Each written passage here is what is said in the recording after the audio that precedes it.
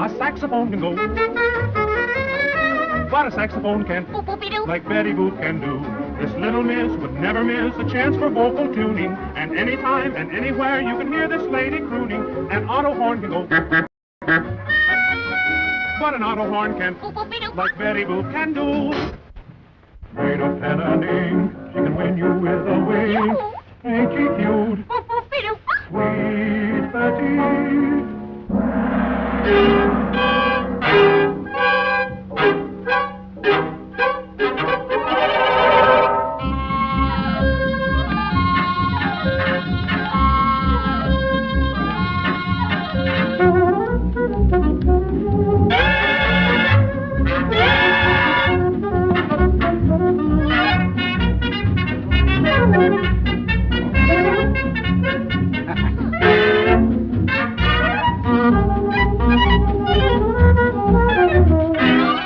Betty Boop! Send her in!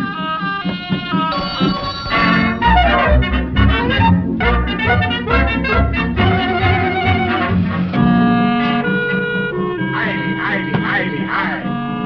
Lights out.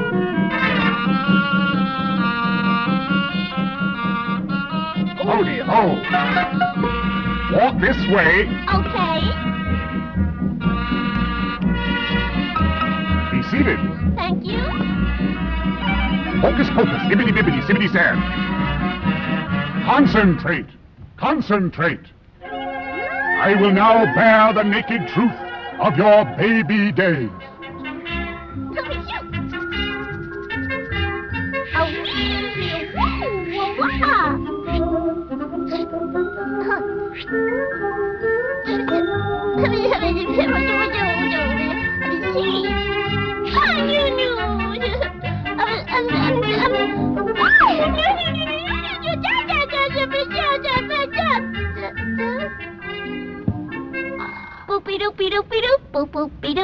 I now see you on a steamer bound for a foreign land.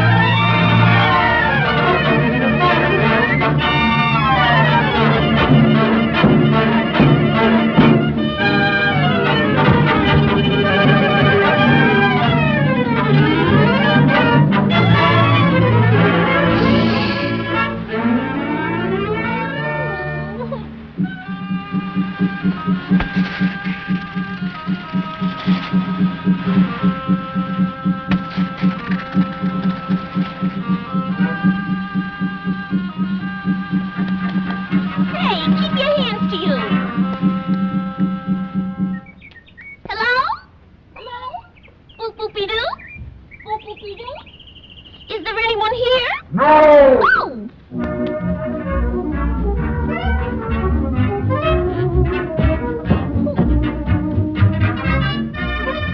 Excuse me.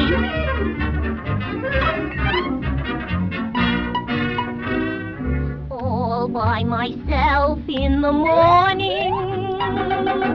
All by myself in the night.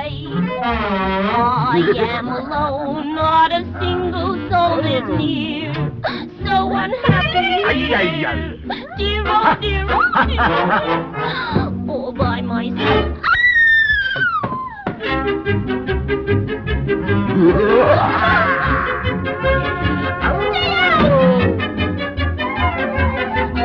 I'm trapped.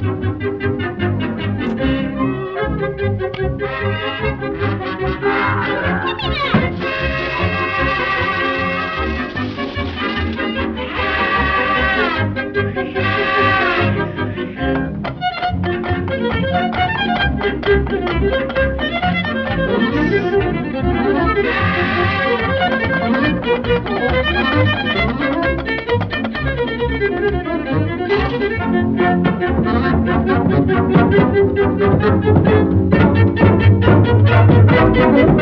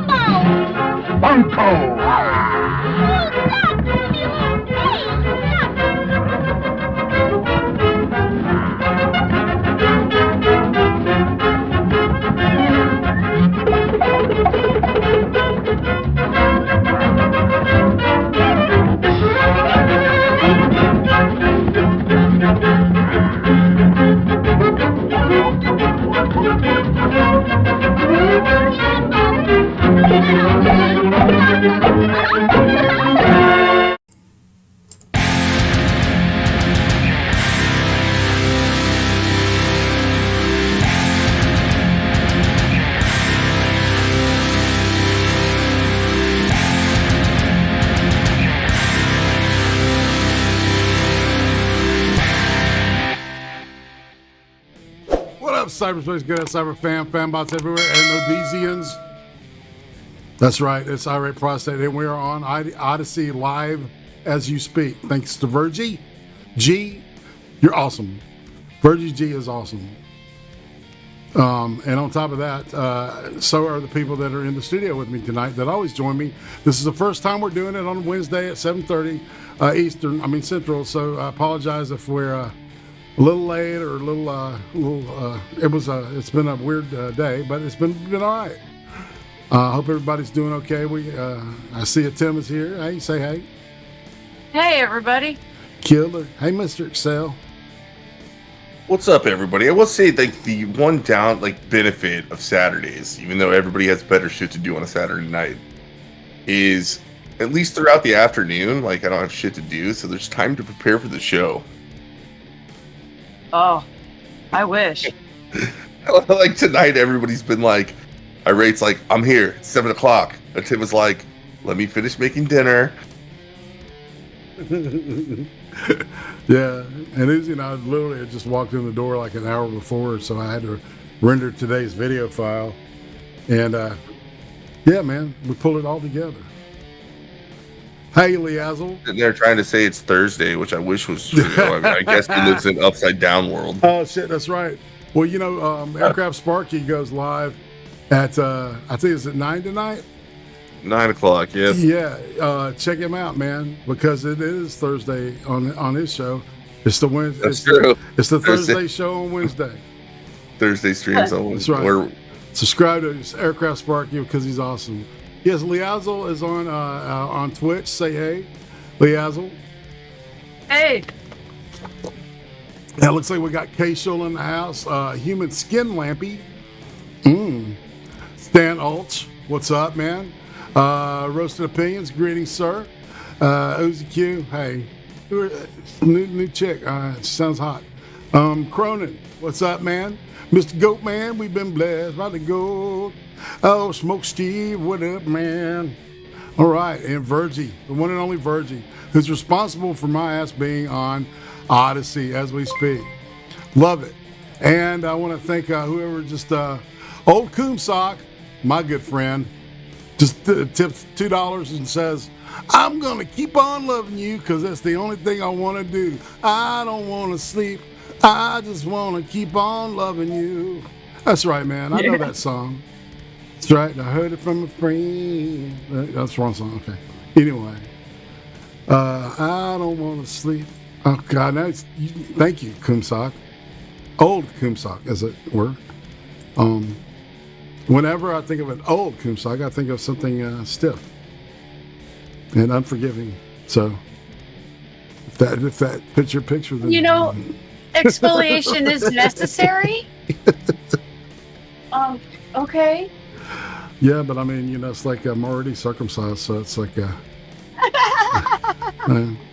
That's a TMI, y'all. I definitely apologize. Hey, Divine Petulance and Atheist Icon, greetings. It's good to see people. Stan Olds, man, it's been a while. It's good to see you in our chat here. So, all right. So what we got coming up? We've been. It's really wild, man. I've gotten a lot of mileage out of this Natomas Unified School District thing because Gabriel Geip is just oh, dude, and I got some pictures. All right. So there's certain pictures from this classroom that have been taken, right, and everybody knows about. But there's one, man, that nobody said anything about, and I've got it. I got to find it. but I think I know where it is. So we're going to look for that while Tema and Accelerate catch us up on their weeks and how it's going, fam. I'll say you got me excited, right? I get to see a whole bunch of more things that will just make me more and more disappointed with the future of our society and our children. Remember, this is just one guy, man, and he's busted. See, no, it's not just one guy. I live by Portland, guys. One cockroach in a nation infested with them. Indeed. So, yeah. And I live by Portland. This is a normal day. Like, they don't care. These people will not stand up and speak up. The fucked up thing is, most of the place is not lefty.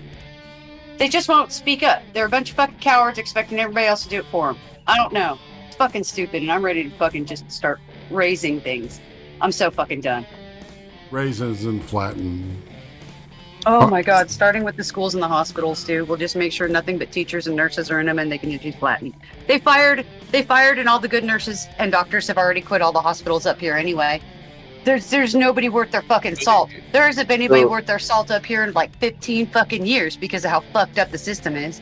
Yeah, so Peter Boghossian, one of the people that helped James Lindsay, he's one of the people that helped James Lindsay and Helen Pluckrose write the hoax papers that they submitted to critical theory journals that were just completely made up, right?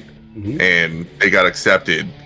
He was a professor of philosophy at Portland State University, and he finally quit. He put in his letter of resignation, stating strongly that the school has forsaken ideas for an ideology, and he can no longer tolerate it. So in a way, I commend him for getting out, but at the same time, I'm just like, the more and more people that, like, the less good guys you have in the institution, the less likely the institution is to change.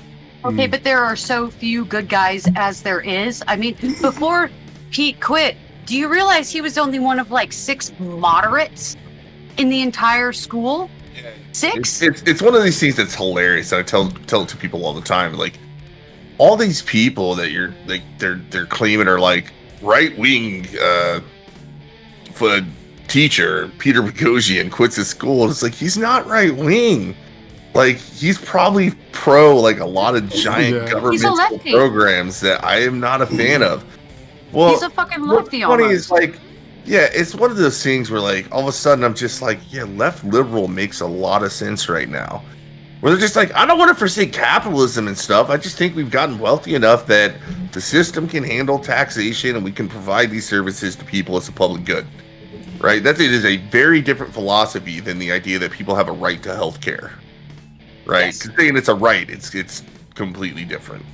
And then, like, the far left, like, I mean, they're all fucking communists. And more and more, like, I used to say, like, I started out being like, all right, it's not enough just to call them communist because it's more complicated than that. And then I rewind it back and I was like, no, it's just another iteration of communism. Right. I'm done saying it's not communism. It is absolutely communism. Like, part of it was just watching your and BECCA's stream, right? And you're talking about old school communism. Mm-hmm. And it's exactly like the same tactics are going on. They're trying to do the same thing. They're trying to take...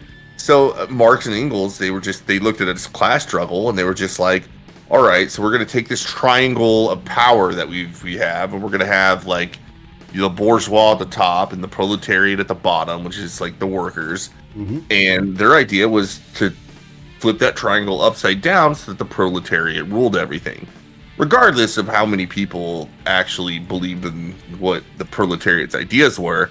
Like, those were going to be the communists who were going to take everything over.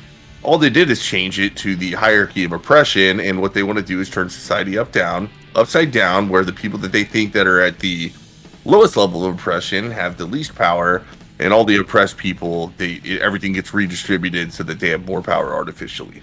Basically, they just see everything's in terms of power, and they're just trying to flip the triangle up and subjugate other people, and they think it's justified because it'll equalize the imbalances that they perceive currently exist. Sweet. All right, I've got the pictures loaded in now. I'm going to go ahead and try to add one. So what we'll do here is just y'all keep talking.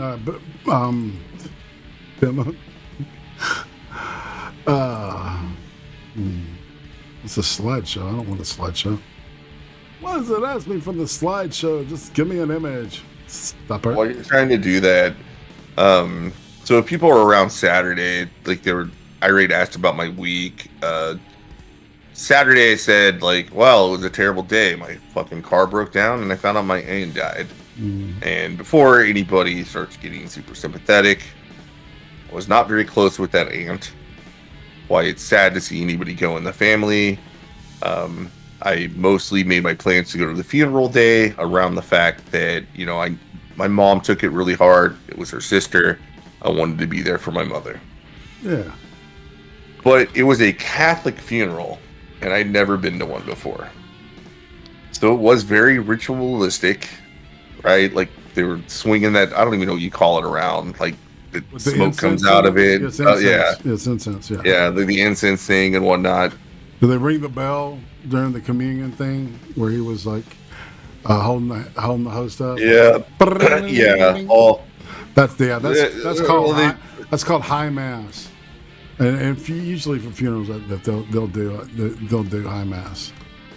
Yeah. So well, I mean, shit like that happened. So I'm driving back after that with my brother, and we were just kind of shooting shit, talking about religion because neither of us had been to a Catholic funeral before, and we were kind of comparing it to, like, if you really think about it, like, all religions have their rituals. Theirs are just more, I guess, traditional or ancient, I guess you would say. Right. Like, you go to Episcopalian church, they do the whole singing thing or whatever. That's their ritual, right? Modern day. Yeah. But then I started talking about. Well, I started talking about, like, so we went to a Baptist church growing up. And my parents were never particularly religious. I stopped going to church after, like, 7th grade. But even though it wasn't Southern Baptist churches are really big on reminding you that, hey, if you and your friends are not saved, you're condemned to eternal damnation. Yeah. And while I guarantee people in the chat, like, there's a giant gambit of religions that people subscribe to. I'm not sitting here trying to offend anybody, but hardcore Baptists, like, they really want to proselytize, because if you're friends with the hardcore Baptists, they honestly believe that if you are not religious, that your soul is damned to eternal torture. And so in that sense, like, if you really, really believe that, you have a moral imperative to try to get as many people as possible to side with your religion, or else they're going to be damned for eternity. Like, and I understand, like, if they really, really believe it, as annoying as it is, I can kind of respect the fact that they're really trying to do a good thing in their eyes. And when I say respect, I mean understand. It's the same way with the woke in this teacher. Like, this guy was one of the true believers. He didn't see what he was doing as anything wrong, right? He, guiding young youth into this ideology of wokeness and communism. Like, he honestly believes that this is the way to save society from all its ills, and he believed he had a moral obligation to teach these students to become revolutionaries and change society. And because of that, I'm not saying, like, that excuses him. That's exactly why we need to treat this the same way, no matter what your religion is, that you want to keep it out of school, because it's great if they're teaching the religion you believe in, right? But what if it's Islam, right? And you're a Christian, and that's what they have in school? It's no different.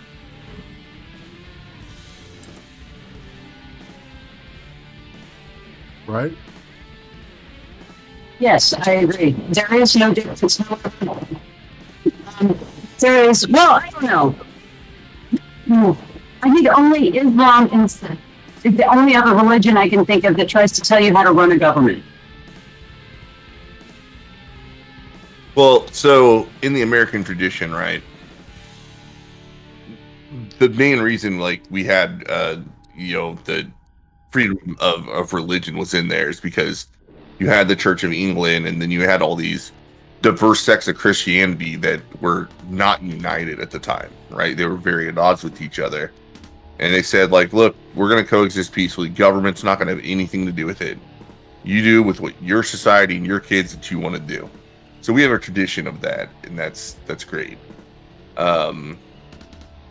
At the same time, you've got to think of it, like, there's always been movements that try to creep religion into schools or government. Also, for a long time, like, a lot of religious things have been part of our government. I mean, we have a lot of Christians symbology across the nation in our courthouses and government buildings, because it's one of those things, like, I'm not going to say this country was founded on Christian values necessarily, but it most definitely has a Christian heritage, and culturally it's a Christian country. It's theistic for sure. I don't know if it's necessarily specifically denominational to Christianity, but it definitely has a creator involved in it. Is her audio like okay with you, Excel? Do you? Yeah, you sound like you're a little bit muffled there, Tema. Shit. Okay. Usually you're perfectly clear. Yeah, no doubt. It sounds like you're talking through like a sheet or something. Did it get any better? Divine Petulance on Twitch says, "Excel, ladies and gentlemen." I don't know if that was a good or a bad thing, Divine Petulance, but yes, I am Excel. Indeed. Is that any better? No, not at all. What the fuck is going on? So Madness brings up a point. Like, in the West, it's mostly the bourgeois that wants socialism and communism. That's not new. Like, Marx and Engels were very bourgeois. A lot of these people had the fortune to just be able to sit around and spout bullshit for a living instead of actually having to work.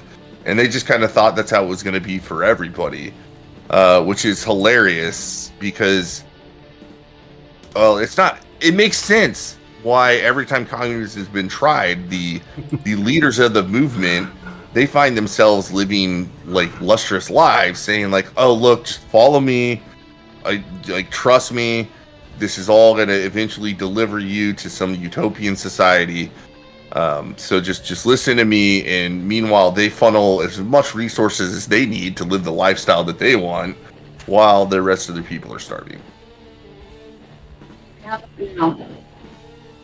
Yeah. Do I sound any better now? Oh yeah, so Okay, well, I'm gonna back out and see if knows where some other settings are.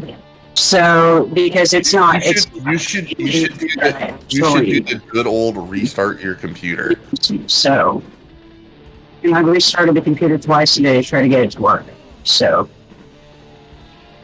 All right. Well, best of luck.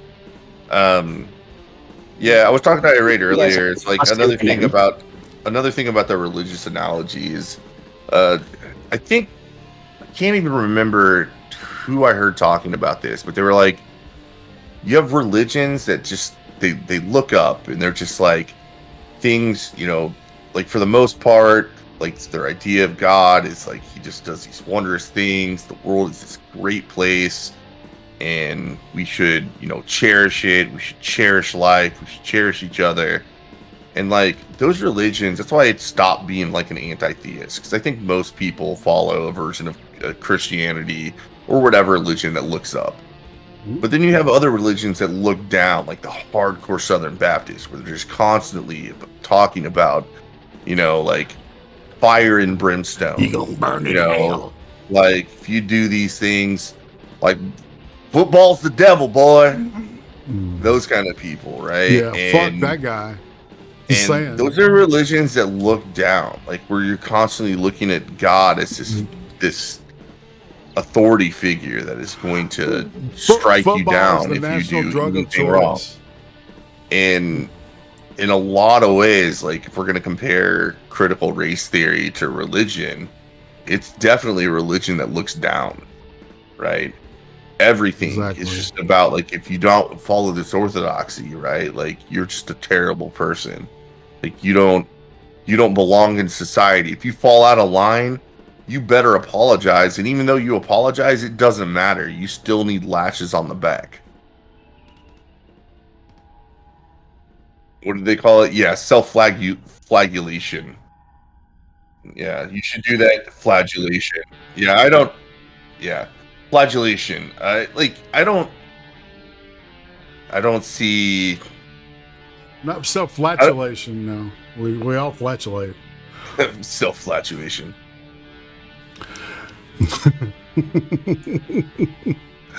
Yeah, but self-flagellation is usually whipping yourself while praying.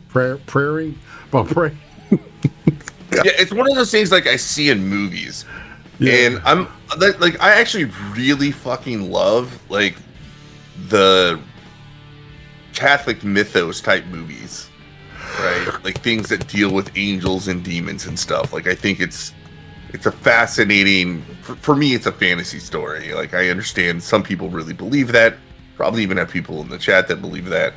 But I mean, I do think like the setting, this good versus evil, like there's a lot to take from it, and really, like you can relate it to superheroes. Mm-hmm. Absolutely, it's very similar how the original superheroes, like everything was kind of black and white like that, where you had like the absolute good guys and the absolute bad guys. Well, yeah, with polytheism, especially like the Greeks and the Romans both, the Egyptians, you know, yeah. So I mean, it goes even beyond Christianity, right? It's like when Christianity started, overtaking the British and the Viking, areas. They were having to adapt the faith to fit their their holiday structure. They were. By the time it got that far, it was totally watered down and into what we know it today. Anyway, yep. That's actually a discussion for a different. All right, Natima, are you there? I think so. How do I sound now? Yeah, it's better, but it's a little like, it sounds like you're being like, I don't know, what would you say, Excel? What kind of? I just lost all sound again. Oh, dude, I wonder what that's about. Well, yeah. So, real quick, a couple things. So, Stan Old says technically without a god or a superior being, the United Liberal Rights would be moot in the U.S. Constitution. I actually disagree. There's actually a really good argument for. Now, it certainly comes from verbal reasoning for natural law that is not theistic, but that is a conversation for another time.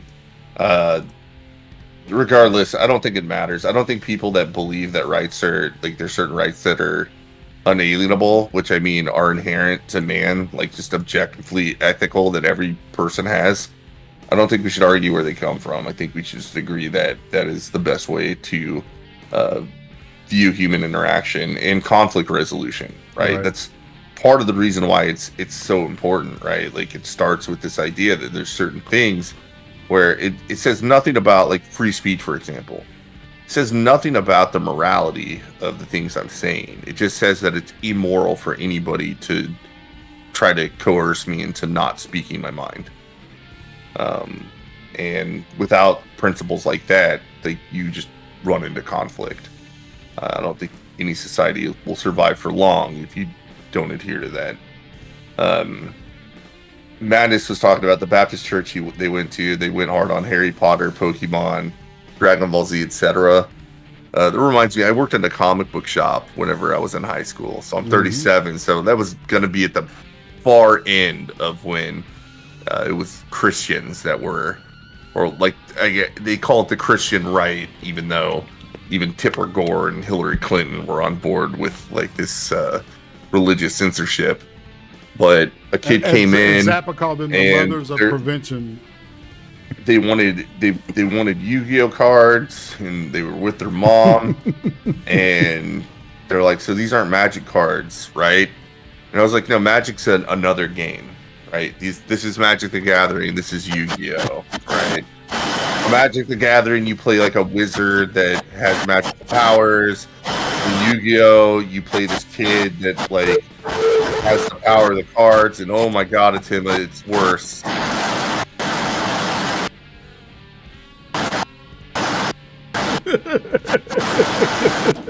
Oh, it's so much worse. Oh man, you should probably type to her that it's worse. No. Changed every driver I can. I don't think it's a driver. I think it's a connection issue. I think you need new hardware. No, I think, never mind. All right.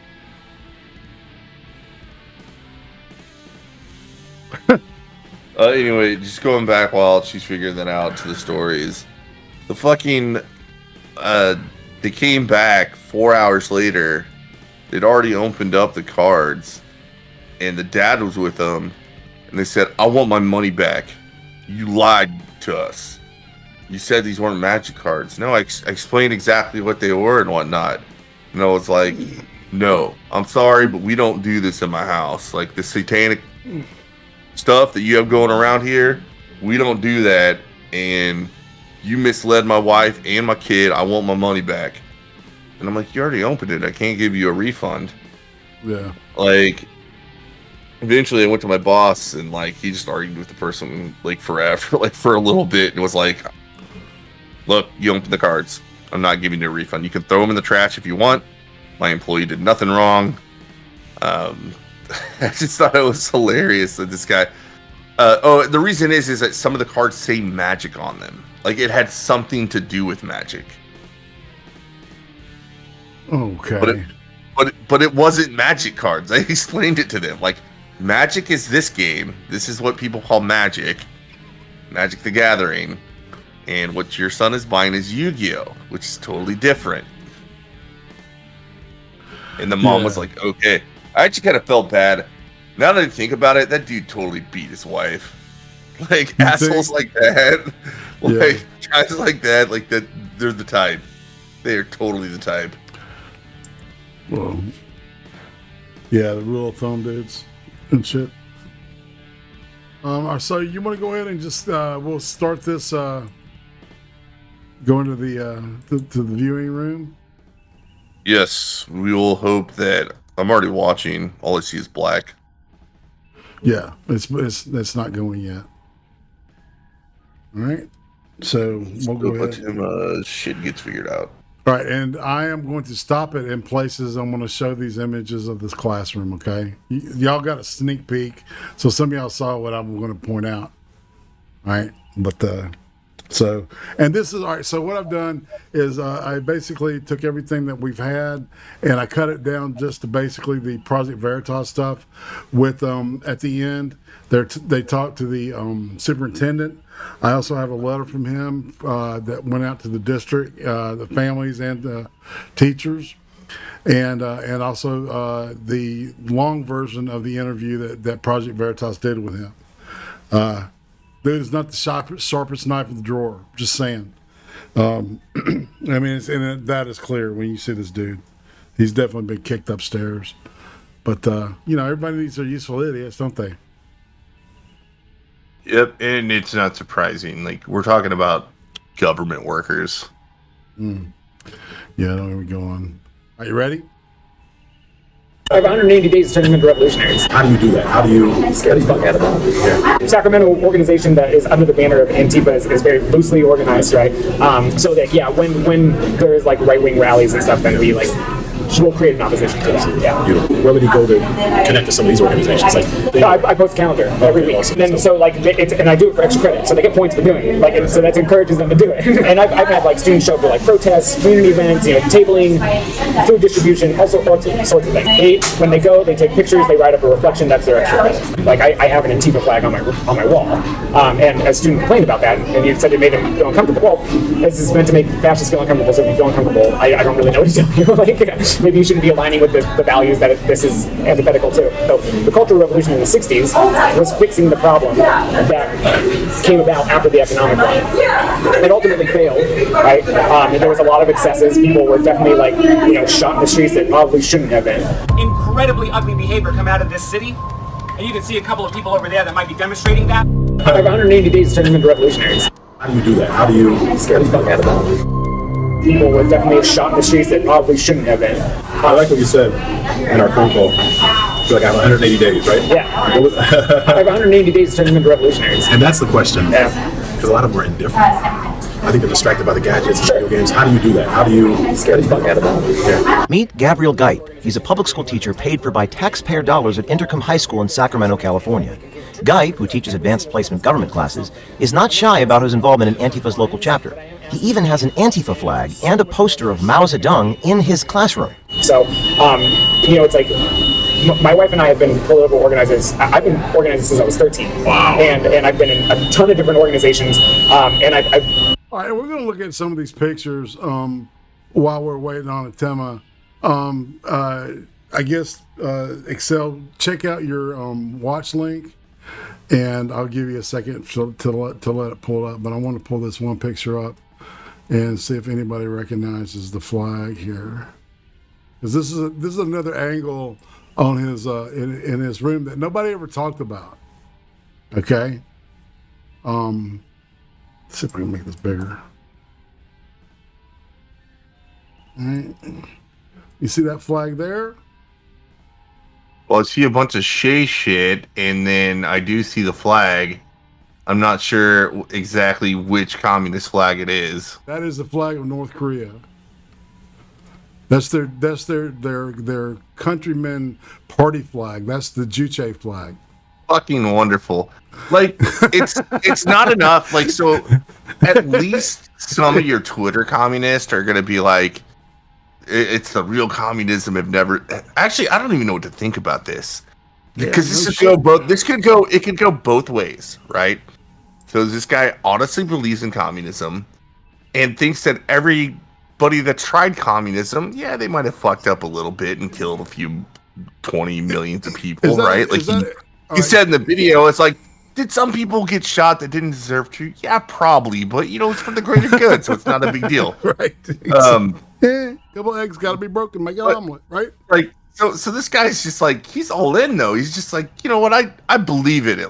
All the people that tried for a noble cause. I don't care how many people died. Communism's the way to go. They gave it a good shot. We'll do better in the future. All right, so there's a picture. I just want to juxtapose that real quick against a lot of your Twitter communists who are real communism's never been tried. That's not communism. It's state capitalism. This guy's just nah, fuck it. It's real communism. So I'll give him credit for that. All right. So do you see? All right. So the poster that looks like some kind of tranny Che Guevara thing. Yeah, something trans. Never agree with. And then right next to it, I stand with Planned Parenthood. It's my choice. Yeah, none of this shit should be in the classroom. Right. And then some Rasta, political Rasta stuff, which is different than the music. Yeah, this is completely fucked up. None of this. You think? It doesn't. None of this belongs in any fucking classroom ever. I wouldn't want. I wouldn't even actually put a Gaddison flag up in a classroom if I was a teacher, right? I might go over it and what it means, but whatnot. But I understand the symbology of it, which it certainly represents kind of a libertarian, conservatarian political view these days, right? So I wouldn't bother with something like that. I think one of the teachers was pointing at the you couldn't see it on camera, but he was like, the only flags that should be in the classroom are that one and that one. Right, it's a state flag and the national flag. It was the state flag and the American flag. That's right. Indeed. Even then, I don't care if those aren't in the classroom. Like, I'm gonna be real honest. I'm not a huge fan of the idea that, like, you know, these symbols should be something that we worship or whatever. Like, I'm not a huge fan of the national anthem, for example. It's not that I'm against it per se. I am kind of against the national anthem. I'm going to take that back. That's conversation for another day. But like in a classroom, the idea is that they should be teaching you based on liberal principles of objectivity and reason, rationality, and the scientific method. And this guy obviously is not going to do that because all these things are antithetical to that. Right, because the scientific method encourages thought, and requires replicatability. It requires falsifiability, which is one thing that wokeness doesn't do. Exactly. But also, like, it allows for any hypothesis to be tested. Exactly. Right. So if a student raises, like, says, like, I have a hypothesis of X, Y, and Z. Like, you go and test it, right? Yeah, I'm looking at this other one that says that it's got everyone deserves a union. Obviously, it's like lefty horse shit, right? Occupy Oakland, education, not separation. Well, okay. This is a government class. Unless you got exactly, the student taught a government class. All right, and now we're going to go to the last, which is the one that kind of triggered everybody because it's got, Mao and the gay flag, and as well as the Antifa flag here, and a lot of people it's crazy. The politicization, the worship of politics with this group of people is insane. And there he is, good old Mao. So when we this like doesn't look like a classroom that even I grew up with. Like, no shit. I know that I'm old now, but I never saw anything even close to this in any classroom that I was ever in. I know I've already told the story about this. This was 2004, right? I took political science at my college. That was at an engineering school, so take it for what you will. I think even in 2004, given the subject matter that most of the students were there for, politics was not a big deal on campus, even in the George W. Bush era, right? So, but I had a political science teacher, and I didn't take his class before I knew anybody that took his class, and he did not express his political beliefs whatsoever. In fact, he played devil's advocate all the time. He steel-manned libertarian arguments, Republican arguments about things. He would go over things. Like, the book we read actually would teach us about different political philosophies. I'm sure if I read them now, I would find some bias. But at the time, I couldn't, right? They all seemed like they had some good ideas to them. And it wasn't until the last day of class that he said a word about his own political beliefs, and it turned out he was a hardcore Democrat, which I thought was surprising. I wasn't sure, but I was surprised about how hardcore he was. I didn't know he was like a member of the party and really trying to change our state and things like that. And that's what a teacher should do. There was nothing up in his classroom like this shit to even hint off of what he believed.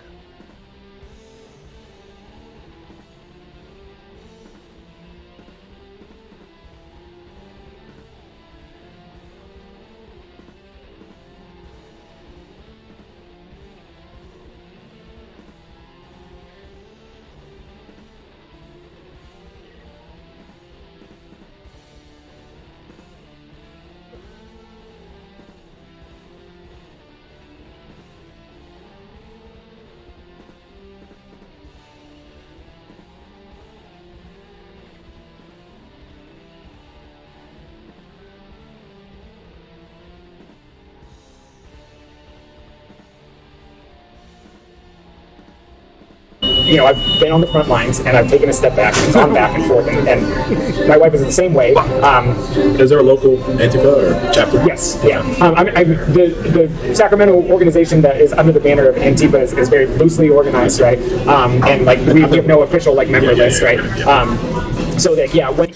No, I was saying while I was muted is that it was surprising to me that nobody recognized the Korean party flag, right? And I would have never known about it either unless because I did some research. I built a model during the Korean War. Most of the MiG-15s were flown by Russians. All right, and I did this guy named FERHLE'S his jet, and so I did all this research on North Korea and shit, and I saw that flag. So that's what I was talking about. Ranting. Yes, that's loud. Whoop, boomer, muted. Sorry, y'all. It is what it is. Yeah, I was like muted. What? Like you were talking the whole time. I know. Yeah, I had muted myself on the other end. Because I don't want to hear them. I don't want to hear me. There's like right-wing rallies and stuff, and we will create an opposition to that. Yeah. So and Sacramento, as the city itself is incredibly diverse, but we're surrounded by a bunch of right-wing rednecks. And then the other really big organization in our area that if you're looking to get involved is NorCal Resist. NorCal Resist does direct outreach for like undocumented folks. They help them with like material support as well as legal aid and support with the help of the National Lawyers Guild. So they work in tandem with each other. So that's why I do like political efficacy events, because I want to get them out in the community. I want to get them familiar with organizations that are doing work, what type of work they're doing, how they can be involved, where their passion is, and what they can contribute. Because it's like every single one of us can do something. I'm not asking you to all be on the front lines, but I am asking you to be involved. And it is so much more than just sharing a tweet or posting on Instagram. Guyp seems eager to get his students actively participating at radical, activist political events. But he takes it one step further by motivating them through extra credit in exchange for their attendance. So for youth that, like, so let's say my son is pretty, he just is, that do 17, who want to get plugged in though to actually doing stuff in the community, to activism, where would he go to connect to some of these organizations? Like people that are interested in their flyers or something? No, I post a calendar every week. Awesome. Yeah. So for the organizations that you mentioned, so they can get connected. That's dope. And then so like and I do it for extra credit, so they get points for doing it. So that encourages them to do it. Because I can't just like, hey, here's some things, but they'll never go, right? And I've had like students show up for like protests, community events, tabling, food distribution, all sorts of things. So I since I work with PSL, and PSL has connections with a bunch of other organizations, and also like Sacramento Peace Action, which is like a very old organization that posts a calendar on their website every month of all the events that are going on, and I just put them on my whiteboard, let them know where they are. When they go, they take pictures, they write up a reflection, that's their extra credit. If you look at these photos from Guyp's classroom, you can see he has an Antifa flag as well as a poster of Mao Zedong, the Chinese dictator who was one of the most notoriously brutal leaders in history, responsible for the death of millions. I probably as far left as you can go. So like I've gone down those deep dark rabbit holes where like the idea of like adventurism and just being like, why aren't people just like taking up arms? Like why? And we have historical taking up arms like against the state. Like and we have historical examples of that happening and them getting crushed and being martyrs for a cause. And it's like, okay, well, it's slow going because it takes massive amounts of organization. Guyp's radical philosophy is prominent in the teaching in his own classroom. Guyp goes on to say he's not the only teacher at Intricom High School who shares his radical beliefs. Oh, I see. Yeah, because a lot of senior parents at this point have backed off, right? So they're just kind of like, well, you can fend for yourself. I know other people in my department who teach like 10th graders who've had like parent meetings, like some a student who complained about like a pride flag and something they felt uncomfortable. I've had students, during anonymous surveys at the end of the year, comment about the things that I have in my classroom. Like I have an Antifa flag on my wall, and a student complained about that, and he said it made him feel uncomfortable. And I addressed it to everyone because I didn't know who it was, and I was like, well, this is meant to make fascists feel uncomfortable, so if you feel uncomfortable, I don't want to you shouldn't be aligning with the values that this is antithetical to. We're distracted, bro. Yeah. And what? That part right there where he says, oh, well, if this flag makes you feel uncomfortable, you shouldn't be aligning yourself with the values of fascists. I know I said it last time on stream, but every time I hear it, like, I can't help but, like, it makes my gut wrench. Because this person is obviously doing this thing where if you're not with us, you're basically a fascist, which is completely not true. And also, I mean, especially if you tell it to a kid who at some point, I'm sure, learned about what the actual fascists did, and they're like, "That's not what I'm promoting at all." And you're trying to say I'm promoting that? Like that's, I don't. I mean, it's shot of you. It said, "Oh my God, I can hear you." Yay! Tim was back. Yeah. Hey, what's up? Everything wasn't plugged in. It was a bad port. Ah. All right, so well, welcome back, and I'll let me get you a little bit louder there, Timmer. All right, say hey. Sorry. Now. Hey. Hey. All right, cool. All right, so have you are you hooked into the video? Yes, sir. All right, and we'll keep rolling then. All right, and I don't know if you heard, but basically, I took out all the peripheral news people things that were, and I've just pretty much put the Veritas stuff and then the stuff that went on with the school district together. So okay, cool. That way it's actually the people talking instead of all the commentary from the admirals. Okay. For the people watching that missed Saturday's stream, this guy has already been fired. So take solace in that. Well, yeah, they did it out of absolute fear. Yeah, of course they did, right? Because finally you had some pushback that wasn't. Yeah, we get into that. He's throwing a fit. We get into that shit later, okay? With the superintendent, who I love. I think this guy is something special, and I mean Special Olympics. Oh my God! Okay. Oh, that's why I was asking how you make them revolutionaries that got TikTok that got Instagram. Well, that's just it. It's like, utilize that propaganda, right? Like, these are all great tools on how to get, it's like, I've met so many people in my life who, when they met me, thought I was, like, off the wall, right? And now they're all Marxists, right? And I'm just like, your political identification changed. And so I have a huge political spectrum in my room on the wall. So they take an ideology quiz in their Unit 4, and I put their face, or they have to give me a picture of themselves, and I put it on the wall where they are. Every year, they get further and further left. And I make them pay attention to this, where my tack marks are. Because I'm like, these ideologies are considered extremes, right? Extreme times breed extreme ideologies, right? There's a reason why Generation Z, these kids, are becoming further and further left. Are there a lot of teachers like you? I think there are more than there used to be. And I think that, like, there's 3 other teachers in my department that I did my credential program with, and they're rad. They're great people. And they're definitely, like, on the same page. So what do you think of China, though? Have you been? I have not. I'm actually going in April. Okay, cool. So I wanted to go just to see it, because I hear conflicting things. Yeah. I think it's... One, I mean, some of it's good. Like the revolution that happened in 1949 with like Mao and like the Chinese Communist Party, right? And then like the Cultural Revolution that happened in the 60s and 70s up until like Mao's death, and then Deng coming in and like opening up to capitalist, kind of investment and creating the road that they're currently on, and then like what Xi Jinping is attempting to do now, kind of like going back to more the Maoist understanding of socialism. So you need a two-pronged system, which is exactly what Huey Newton and Fred Hampton understood, was that you needed propaganda of the deed, the economic, and also cultural propaganda as well. You needed to retrain the way that people think. So the Cultural Revolution in the 60s was fixing the problem that came about after the economic one, right? It was like, well, what can we do now to root out this culture that keeps perpetuating hyper-individualism, hyper-competitiveness, capitalist exploitation, and consolidation of wealth. It ultimately failed, right? And there was a lot of excesses. People were definitely shot in the streets that probably shouldn't have been.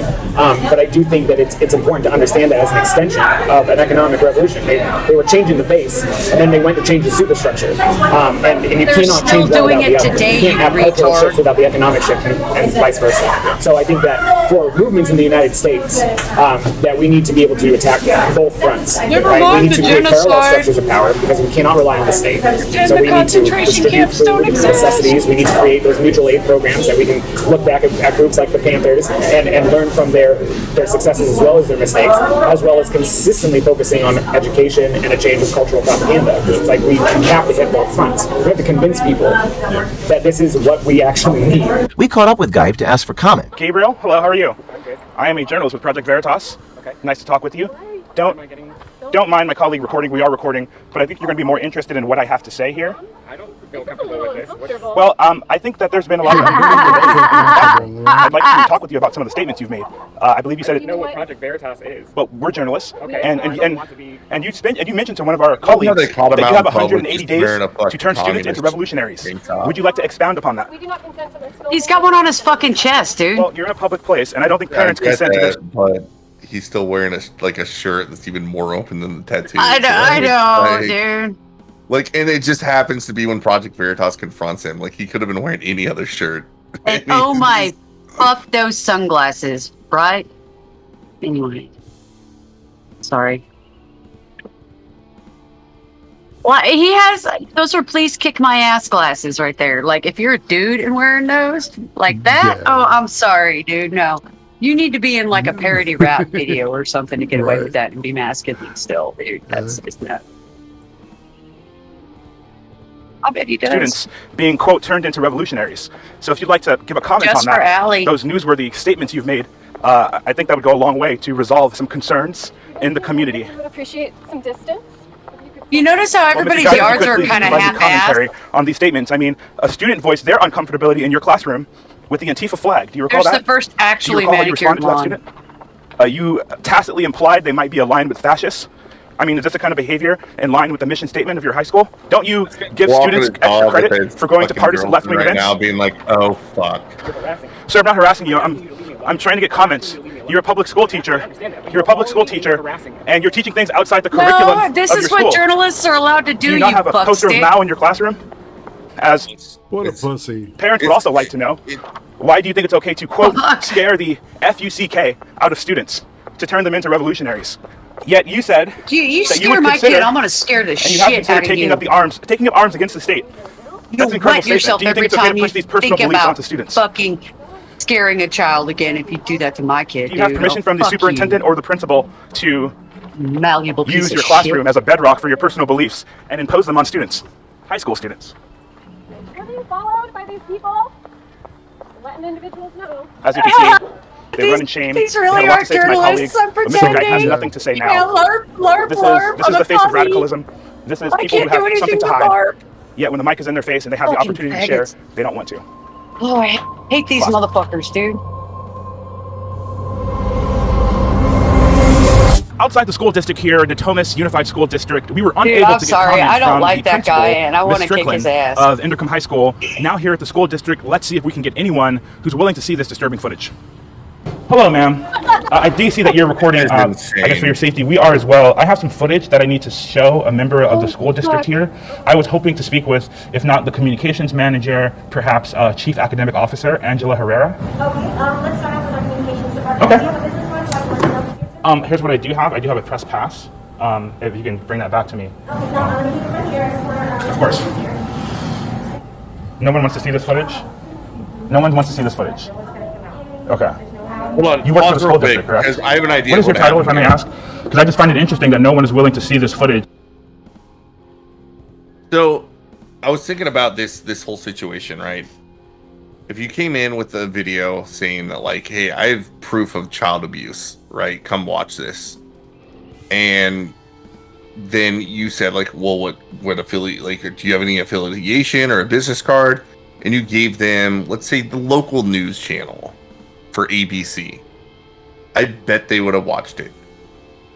I almost guarantee what happened is they went on Google, they typed in Project Veritas, and they saw the first thing that came up about them from Google, which is a bunch of defamatory Bullshit. things about Yeah. Project Veritas.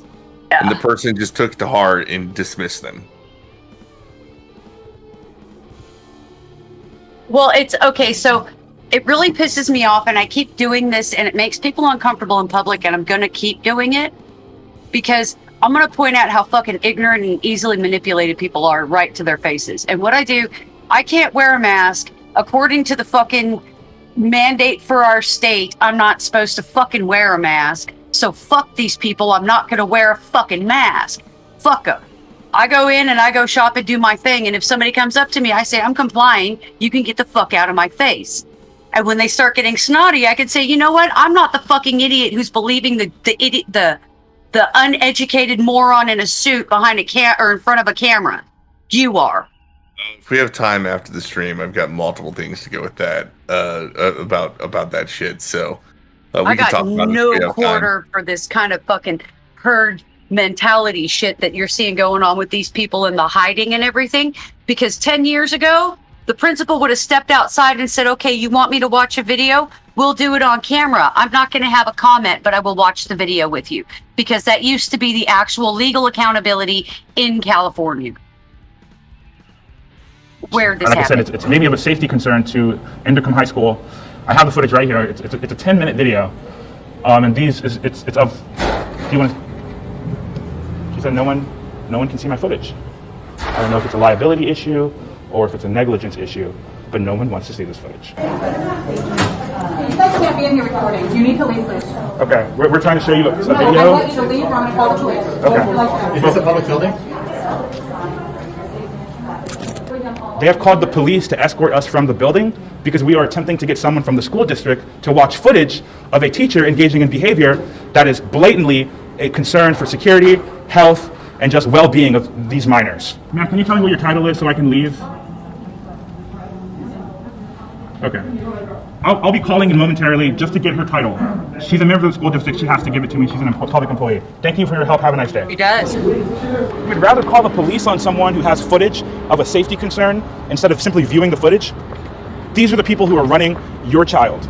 These are the people making the decisions for your child's life. No accountability, no willingness, no responsibility. Cowards. Cowards. Say thank you to every past student and colleague and friend who's reaching out right now in support of what is happening.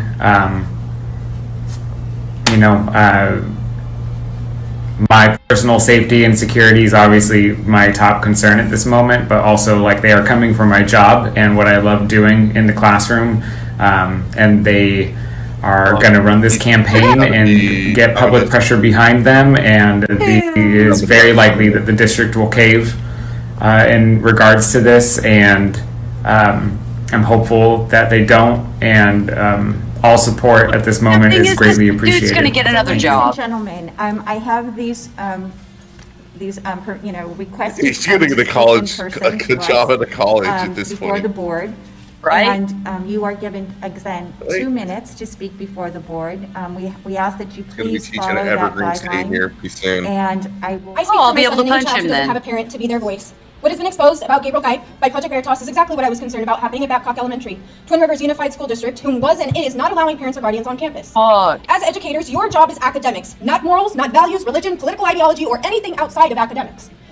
We have 24 Sacramento students who are abandoned in Afghanistan. You guys are sitting here saying you have somebody preaching communism on paid leave. Do those lives mean nothing to you? What will you say to those children's peers who are asking, where are my friends? When are they coming home? And you stand by this man preaching Antifa and communism in our classrooms. A disgrace.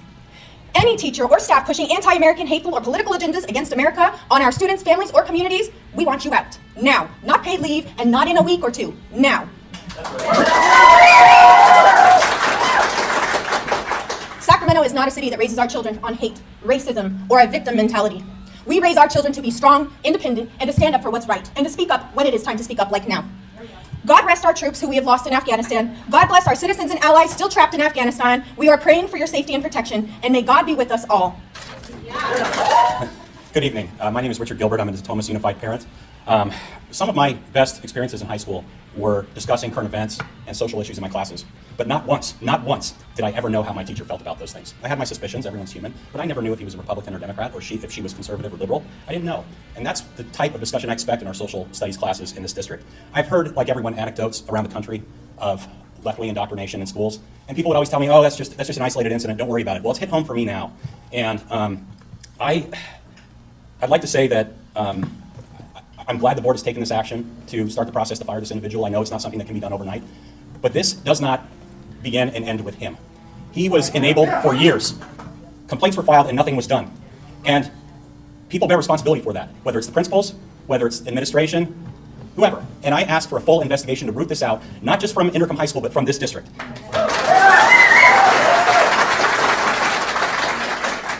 I will not stand by and allow my rights as a parent to be trampled. I have to be here today. And This is not limited, just for your information, it is not limited to Intercom High School. With absolutely no warning, my daughter, who's a junior at MP3 High School, was told that her constitutional law class this year would be changed to social justice. No. We want you out. Now. Not paid leave and not in a week or two. Now. Anger tonight from parents in the Natomas Unified School District. That over a teacher they say was trying to indoctrinate their children. Intercom High School says that teacher, Gabriel Geip, has been placed on paid leave, accused of violating the school's political guidelines. It's going to get uglier. It's really going to get uglier. There were so many red flags. A man had an Antifa flag behind his desk. Yeah, Chairman Mao in the fucking corner. Are you kidding me? I hold administrators at that school. I hold the person that hired me. I was a correction officer. I retired from there. They went all the way back to my junior high school. How far did you guys go back? All you need to look at is what his social community or clubs he belonged to. His tattoos probably told the story. Yeah. So where does the buck stop? This is it with you guys? Insane. Like roasted opinion. I'm sorry. Like roasted opinion saying like, yes, we need a full investigation. Here's part of the problem: is that activists show up. Before this leaked, parents weren't showing up with this amount of vigor. Activists were showing up. Some of the people on this board that they were talking to, I guarantee were activists. I'm not saying all of them. Like, I haven't watched this interview with the chairman of the board that we're going to see later. Oh, this is San Francisco, my friend. But they show... Sacramento. Sacramento, that's right. Sacramento. Yeah. Activists show up. Like, that's kind of like the rule of law. And this whole idea that they're going to root out more people, like... Unless you just take the positions of power away from them, like, it's going to keep going. Like, they're going to show up. They're going to keep creeping into positions of power. In fact, that's the only thing they believe in. That is the way that they think that they are going to change society is by getting into positions of power. No, power itself is their social currency. Exactly. Perceived power. You're not disagreeing with me. That's what they think of it, right? It's... I'm explaining the base of it. In terms of power, right? Yes, that's what I was saying. The Hegelian diametric of the power, people with power and the powerless, right? The rich versus the poor, the oppressed versus the oppressor. Like, these are all Hegelian concepts that they subscribe to, and we've talked about this before. You apply that with postmodernism, which also saw things in terms of these power dynamics. And they said, well, you know what we should do is we should get the power. And that's what they're trying to do. Like, they're in these positions of power. That is why this is happening. So that is why... What when you say what you were just saying, Hegelian, what does that mean? Hegel. It's pre-Marxist. Like, Hegel, the philosopher. Right. He's the one that first started. Not everybody that listens to this is gonna know. Yeah, well, that's true. And I'm not gonna sit here and pretend like I'm the smooth brain out of this bunch, people. I'm some expert on Hegel, right? But before Marx came up with this idea that we live in a society based on these class power struggles, Hegel was already talking about similar things. Looking at it in a way that was very binary, where you had people that had the power and people that didn't, right? Hegel was always kind of considered reductive. Up until very recently, he was considered incredibly reductive and kind of obsolete. So I'm kind of fascinated with the resurgence of his ideas. He's still considered obsolete, just like everything Marx said about economics is obsolete. But for some reason, people that aren't economists still abide to it. It's kind of crazy. Indeed. Oh. Indeed. All right, you ready, bro? All right, I wanted to bop it up to this guy and his kid. Okay, so I want to point out one thing that we watched, because we've already watched this a couple times. Almost a third of the people that you've seen here are immigrants of some sort. Homie that we just saw with the gator on his neck. Yeah. That guy. He's from Mexico or somewhere in Central America. I can hear it in the accent. He's been here a long time, but he's got an origin that's not America. This guy, there's been 2 other women, and there's another, I think, 3 or 4 people that are obviously immigrants, I think. And the next guy's Armenian, I think, with the son. Yeah, there's an Armenian dude that goes off or some shit, dude. There's a lot of immigrants in the group, and there's a reason why they're trying to shuffle in people from a specific place, because all the other times that they've tried to shuffle in immigrants that are like refugees from places, they turn out to be overwhelmingly what's the word I'm looking for? They're overwhelmingly conservative in their values. So they end up voting Republican, and it's blown up in their face for the last 25 years. That's why they keep importing more people from different places, trying to find a location that they can get what they're looking for. If you watch it over time, you can see them bounce from location to location. They've tried Cuba, they've tried, you know what I mean? All these different countries, they've tried importing a whole lot of people, and the Democrats have tried very hard to port them and keep them voting for them, but they usually only get 1 or 2 elections out of them before everybody, legal or otherwise, starts voting for Republicans because they want to make more money. I can't believe that we got into that point where a teacher is actually bold enough, a Marxist, an Antifa terrorist. I mean, all right. Thank you guys. Thank you. This is my son. He graduated this year. Okay.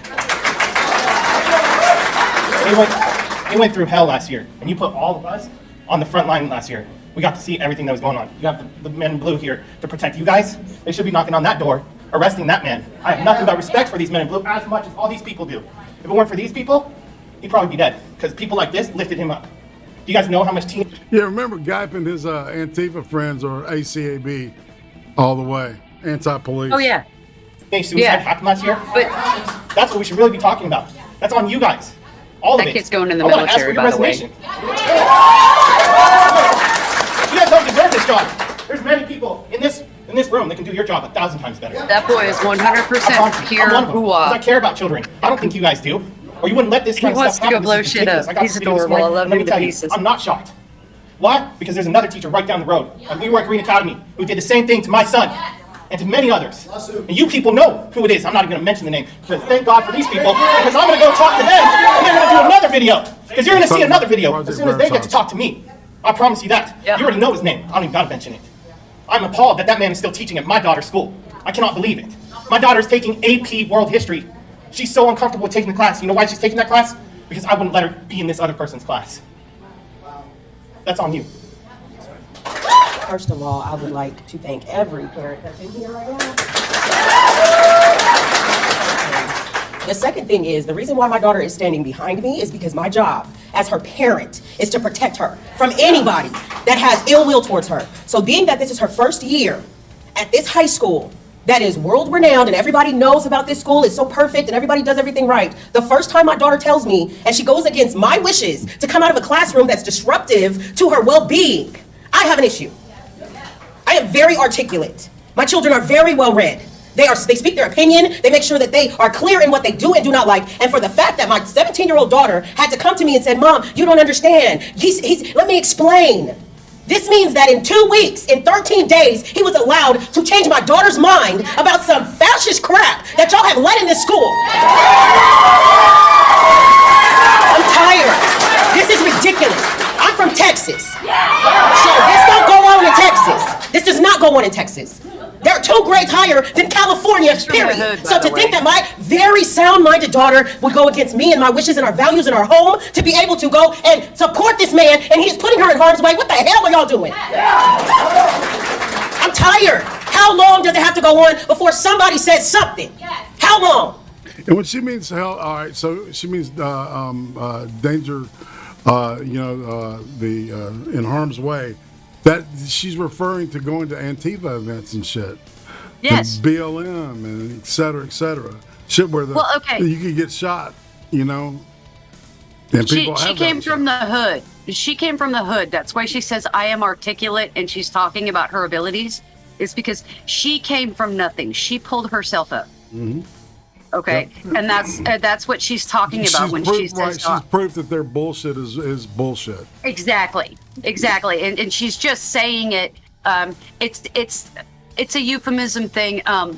When I lived in College Station, Hearn is right by, and Hearn is like I think 80% black, and you could always tell the women that were very proud yet kind of defensive of their position, whether they were married or single. That status didn't have anything to do about about it, but if they were black women that came from the hood, they were very, very into expressing to you just how intelligent they are and how hard they have worked at making sure they use the right words for everything they're doing.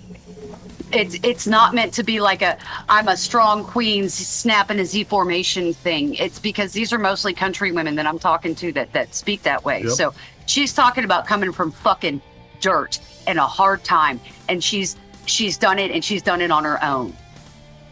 She didn't do it, you know what I mean? And she's trying to say that she's always had control of the situation, and these people are usurping something that is sacred to her, and she's pissed about it.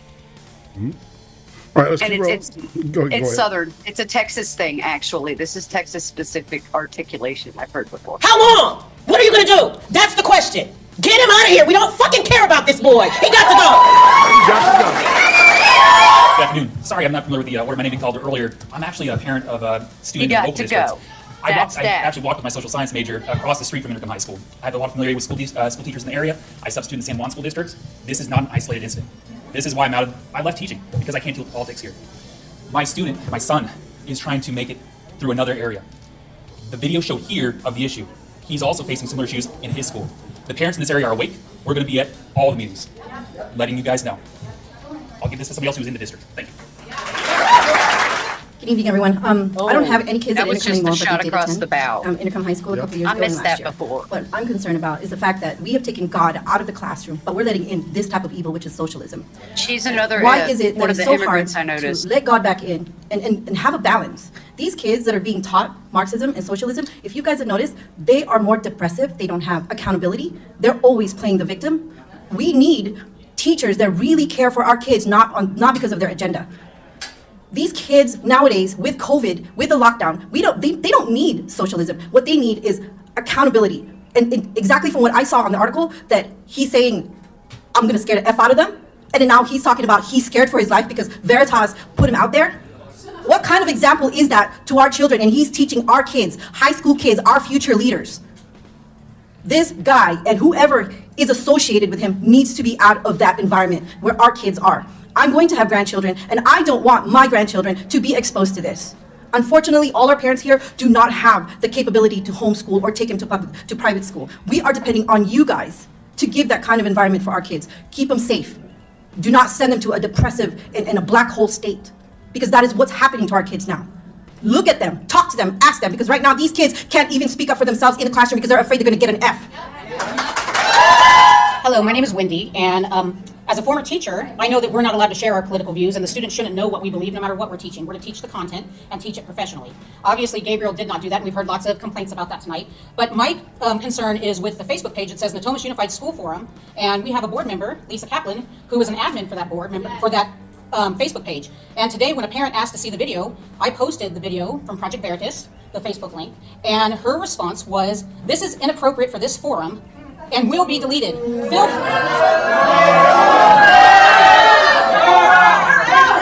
She says, "This is inappropriate for this forum and it will be deleted. Feel free to Google on your own." It's a Natomas Unified School Forum page that's public.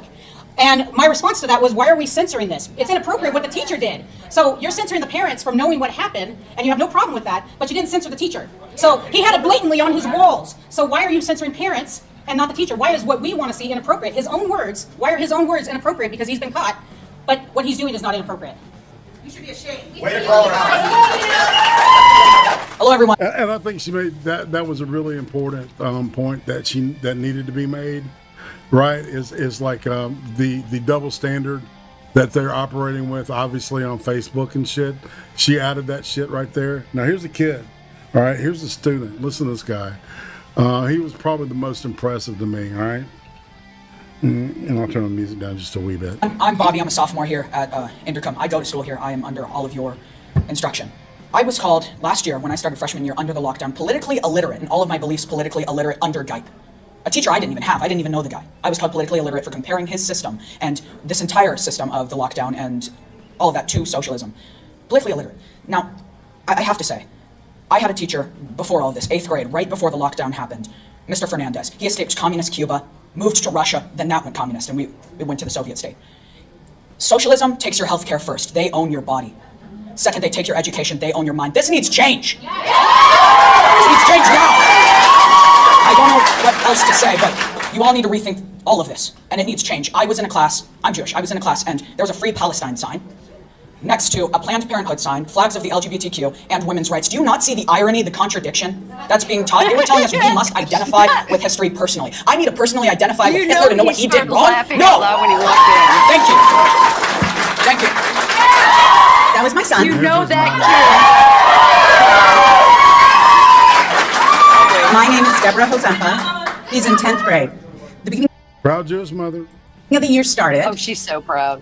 With a history teacher. How incredible. In this class, which he just spoke of, he went to voice his discomfort. Because it's just something that, yes, there are times, whether you agree with it, whether you don't agree with it, but for these children to have to see these images for an hour and try to absorb them without any explanation of what they are or what it means to them, they're just inundated with images without explanation. Go along to get along. Well, he won't do that, and I won't do that. I do have a question in regards to curriculum. Last year, it was very difficult. I know the previous year, I was so excited. The school district bought new curriculum books. We got to go and pick and browse and see which ones and voted on them. So last year, he got all of his workbooks, his books, brought them home. Not one teacher used those books. They had their own curriculum. Where is that from? Is it approved by you? Do you know what each of those classes are teaching? You don't. Because in his history class this year that he had for a week. Yeah, so when I first was watching these videos, I heard her complaining about what books they were using and stuff, and I kind of glossed over it. But now that I really think about it, that is super fucked up, right? You get the parents involved, the people that are paying for it involved. You agree on these certain textbooks and these curriculums, and then you don't use them. And it turns out they just throw it away. I don't know. This is probably more of a thing that because I don't have kids. I don't teach kids. Oh no, I would go crazy. I don't think about it. But after the third time hearing it, I'm like, that is ridiculously fucked up. You're literally lying to your kids about what you're signing them up for when they go to public schools. And it's been this way for years, Excel. The same thing happened to us in Santa Barbara when my oldest daughter was it was 15, 16 years ago. They were doing this kind of shit. They had everybody there, whether you homeschooled or public schooled or distance learned or whatever. They had everybody in the that had kids help pick out books for the library at the school, because everybody was supposed to be able to access it, and curriculum sets and everything. And then they all just collected dust and they introduced Common Core. It's not the first time they've done this. This is actually pretty typical for California. They like to put on a show and waste money. Common Core was the first foot in the doorway. It was fucking terrible. Mm-hmm. Sound logic, isn't it? Yeah. I sadly admit that I got sold the bill of goods on Common Core for certain things, which part of it stemmed from me being a person that got all the way to differential equations and math through college, and they were showing me they're doing this math homework, and they're doing all these things really weird instead of just teaching them the algorithms. And I was like, I actually kind of understood it, right? There's certain parts of at least the math aspect that made sense, but it goes so much further than that, right? They changed the word problems to have some sort of praxis to it, right? The word problems aren't, and I've actually seen them on test, right? Where I know Tim Pool talks about it. His example is pretty blatant, but he's a black person gets pulled over for X, Y, and Z, and a white person gets pulled over for X, Y, and Z, and these were the situations. What is the percentage chance of another black person getting pulled over versus a white person? Right, and it was to make a math problem to teach social justice by presenting bullshit criteria, which is also part of Common Core. Exactly, it's that, and exactly that's the manipulation of the language is always used to indoctrinate and to slip that shit in. Yep. Sorry, you want to keep rolling? Yep. They took identity tests. They took personality quizzes. A 14-year-old taking a personality quiz in a history class. For what? Exactly how does that relate to history is the question. And that was his question. My husband, who's a psychology, data analytics person, said you will not do this homework. We sent an email to the teacher saying, this is inappropriate. Give him a history assignment. Yeah. She did, somewhat. I'd have kids. Then the next day, same thing. But this time, he emailed his counselor saying, I think I need to be moved from the class. Then he was called up by the teacher, and she said, I think you need to be moved out of this class. So, I don't think that's fair for him. He didn't do anything wrong. She did. And she was uncomfortable, I think, with that fact, and the fact that we were pushing back. It's time? Okay, so I have just one more minute. Why, even today, they have yet to crack the books? Why did we spend hundreds of thousands of dollars on curriculum when they're not using it? That's my question I want to know. And if you know what the curriculum is. Because right, you might as well piss those books away. If they're not using the books, all that tax money paying to buy those books that they don't use. That's pretty fucked up. It is. And they do it annually. This is almost an annual thing in California schools, by the way. They spend more money on students in California than anywhere else, and they have the lowest output. Man. The textbook thing's been a racket for years, and it's based out of Texas. I don't know if everybody knows that, but it is. Anyway, all right, let's keep rolling. She's almost done. I guess she's all done. Worksheets and not books, including math. Mr. Dyke said that he's here to scare the fuck out of our kids, but we're here to scare the fuck out of his board. Number 5130, no teacher giving instruction in any school or on any property belonging to any agencies, including the public school system, shall advocate or teach communism with the intent to indoctrinate or to inculcate in the mind of any pupil a preference for communism. For another recess.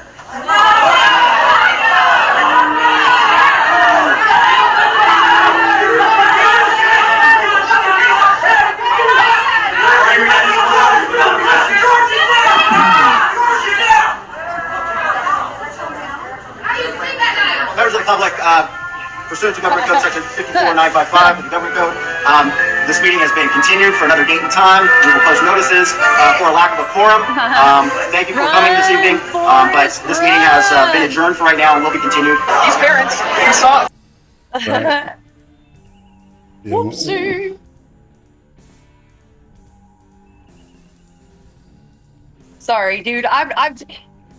Man, if this had happened 15 years ago, do you not understand that people would have been assaulted in the streets? Yeah. Like, everybody acts like this is the most uncivil time in American history.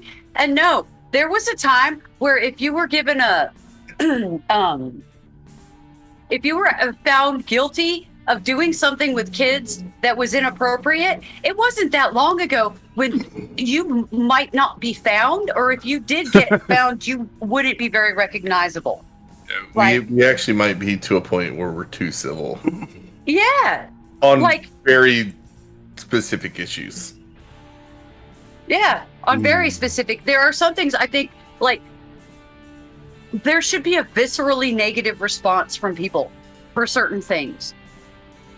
You know, there should be, like, as soon as somebody starts talking politics and there's children involved, you know, and they try to use children as a weapon, we should be, like, viscerally pissed at these people. And we should be just dressing them down and just intolerant of that kind of shit because it's destructive. And we shouldn't be allowing it. We really shouldn't. One of the things, like, it's no different than, like, throwing dead people on any issue. Exactly. Like you throw the...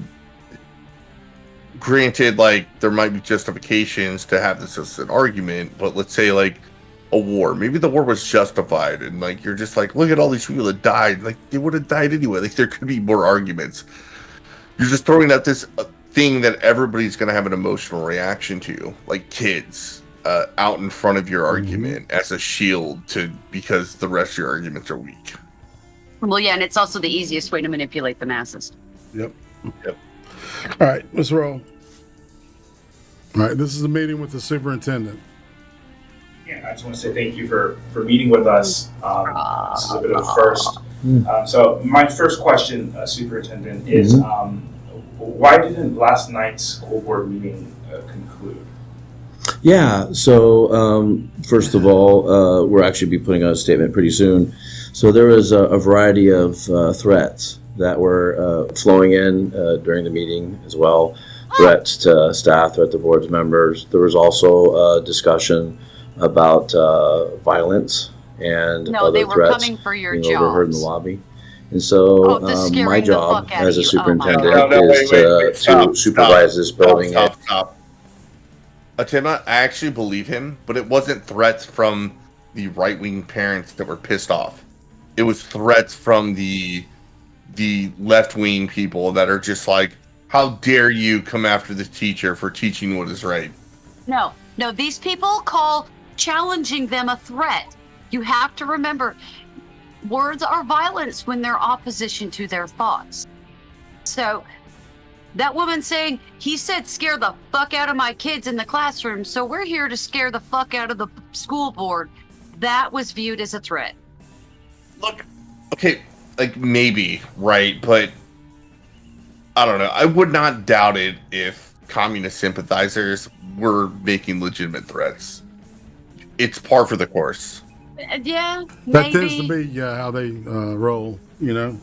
They're all about the cancel culture shit, you know. And it may have just been somebody like me that was like 20 years ago, your ass would be fucking beat into a pulp. What the fuck are you people doing? Yeah, maybe he's getting it from both ends. I would imagine there's some fucking... Actually, that's probably right. He probably was getting it in the mouth and up the butt at the same time. Exactly, because, you know, I mean, I'm telling you, man, a woman goes through a lot of shit to have a kid, and she doesn't want to see that kid get fucked up. Exactly. Right? You know, exactly. You know, reality can do enough on a number on people, man. But you know, but the system, you know, is supposed to be there. It's supposed to be safe. It's supposed to be, you know, a safe environment for these kids, and it's not. It's hostile. And by the way, if you want to watch an irate prostitute stream that talks about this and why everything he said is true, go back and look up the Deb Filming stream on Irate Prostitute channel that we did a few weeks ago, where she goes through many examples of why everything you just said was true. Exactly. All right, let's roll. This guy's just amazing to me, and I think you know, I was talking about Mike Wallace and shit. I think Project Veritas might have caught one of our shows. And make sure that the people in this building are safe. Watch this. So the board, they run the meeting. It's a meeting of the board in public. But the ultimate decision, from my perspective, was to continue it, means shut it down, and then make sure that staff were able to exit from all the different areas. They weren't feeling safe. People weren't feeling safe. It spilled over into the scenario now where some of our own children are receiving threats and specific threats.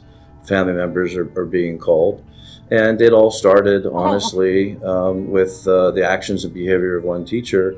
And then the fact that, for whatever reason, the approach that you all took on Friday to try to reach us was, you know, I guess it's normal Project Veritas approach, but it isn't a traditional approach. You would agree with that, right?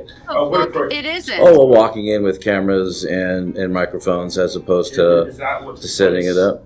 Well, I mean, I've seen your video. So yeah. If I can inform you, what's not on video is our attempt to get the principal of Invercombe High School. Yes, no, I'm absolutely aware that you went to the school site. So I'm here to meet with you to have this.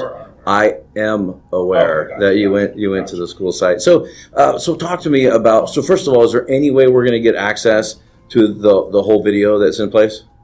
We can talk about that a little bit later. Well, I mean, I'd love to talk about it now. You think it's a possibility at least? There in the past, I believe there has been instances in which Project Veritas has released the entirety of footage. Fantastic. We'd love that. Just like I know this is a first.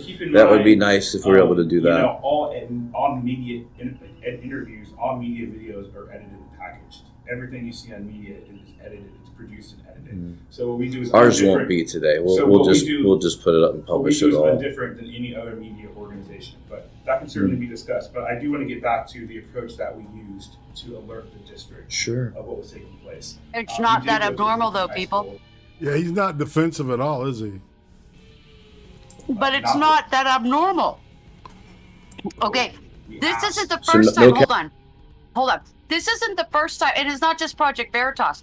I can think of dozens upon dozens of times where you've seen news cameras just bust into the front of a school to record a school shooting, to record an altercation in front of the school, to bamboozle a conservative teacher, to attack a 40 Days for Life rally in front of a school or inside of a private school.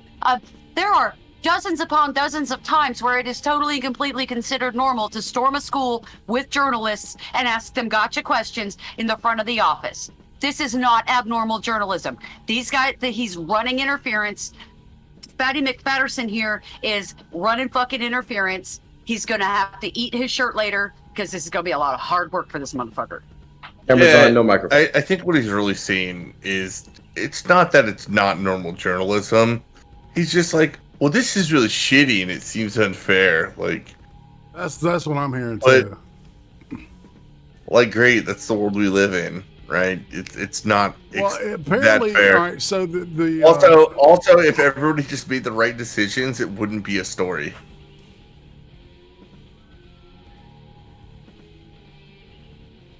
No, sir. Okay. Well, And we attempted to get an interview. We attempted to show the footage to the principal.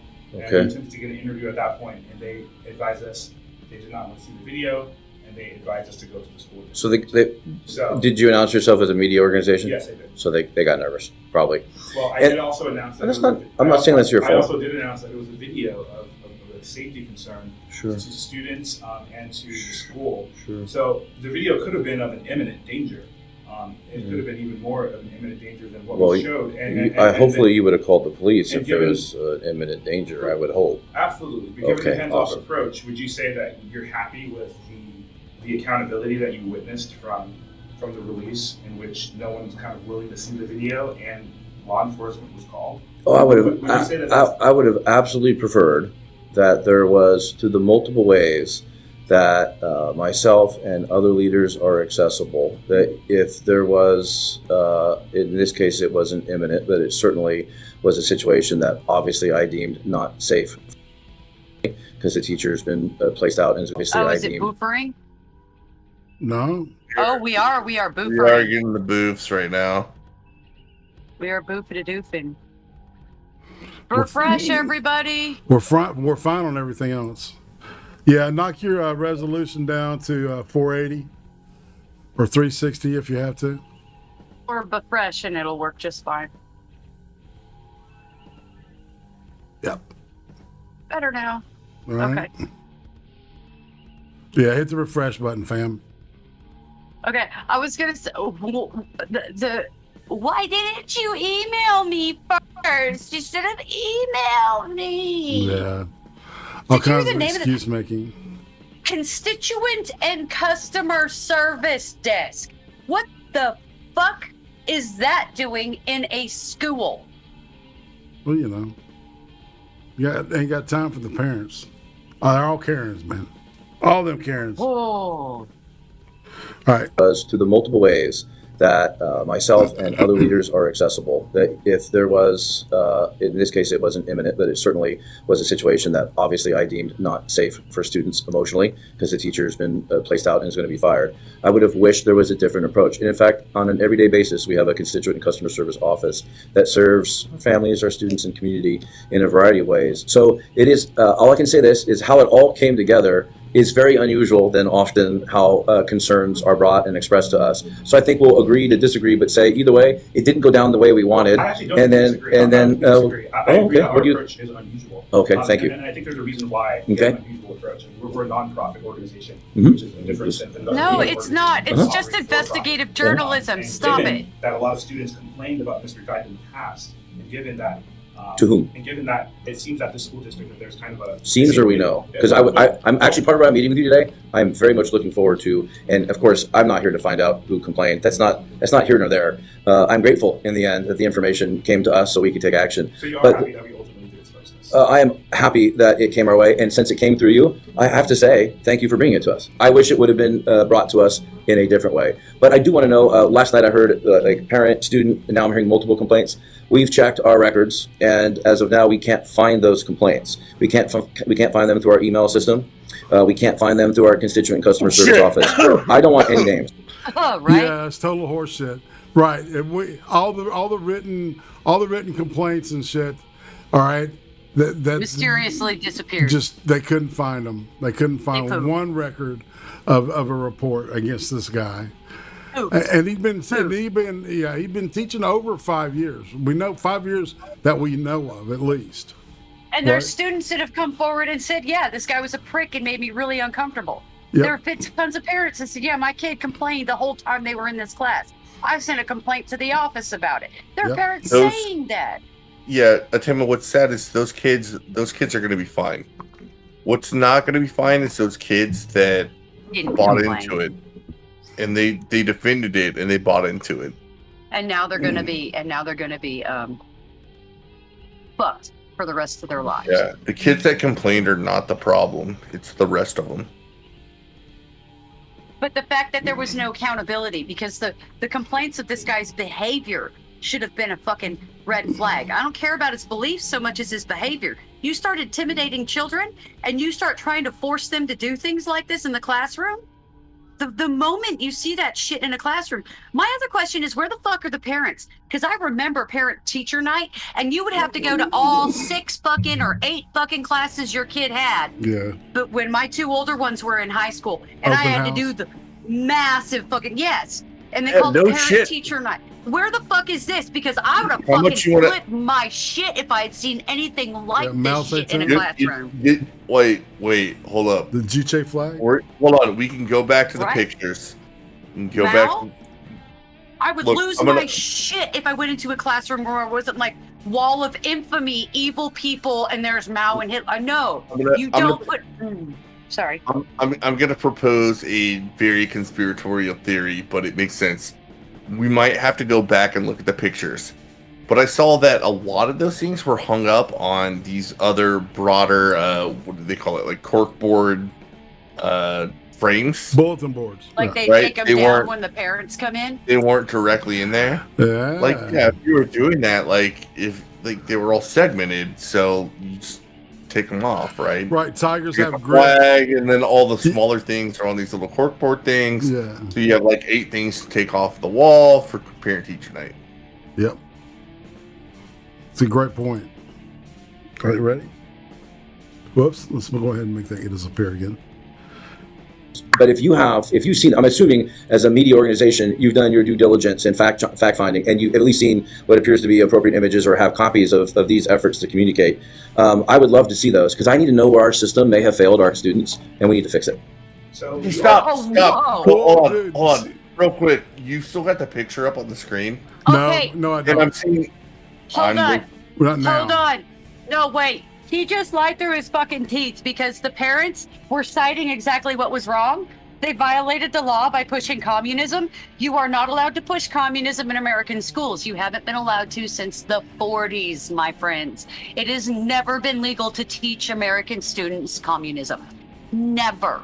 So the fact that they're doing it in public schools and he's complaining or pretending that No, it's actually part of the CBEST oath you take to work in education in California.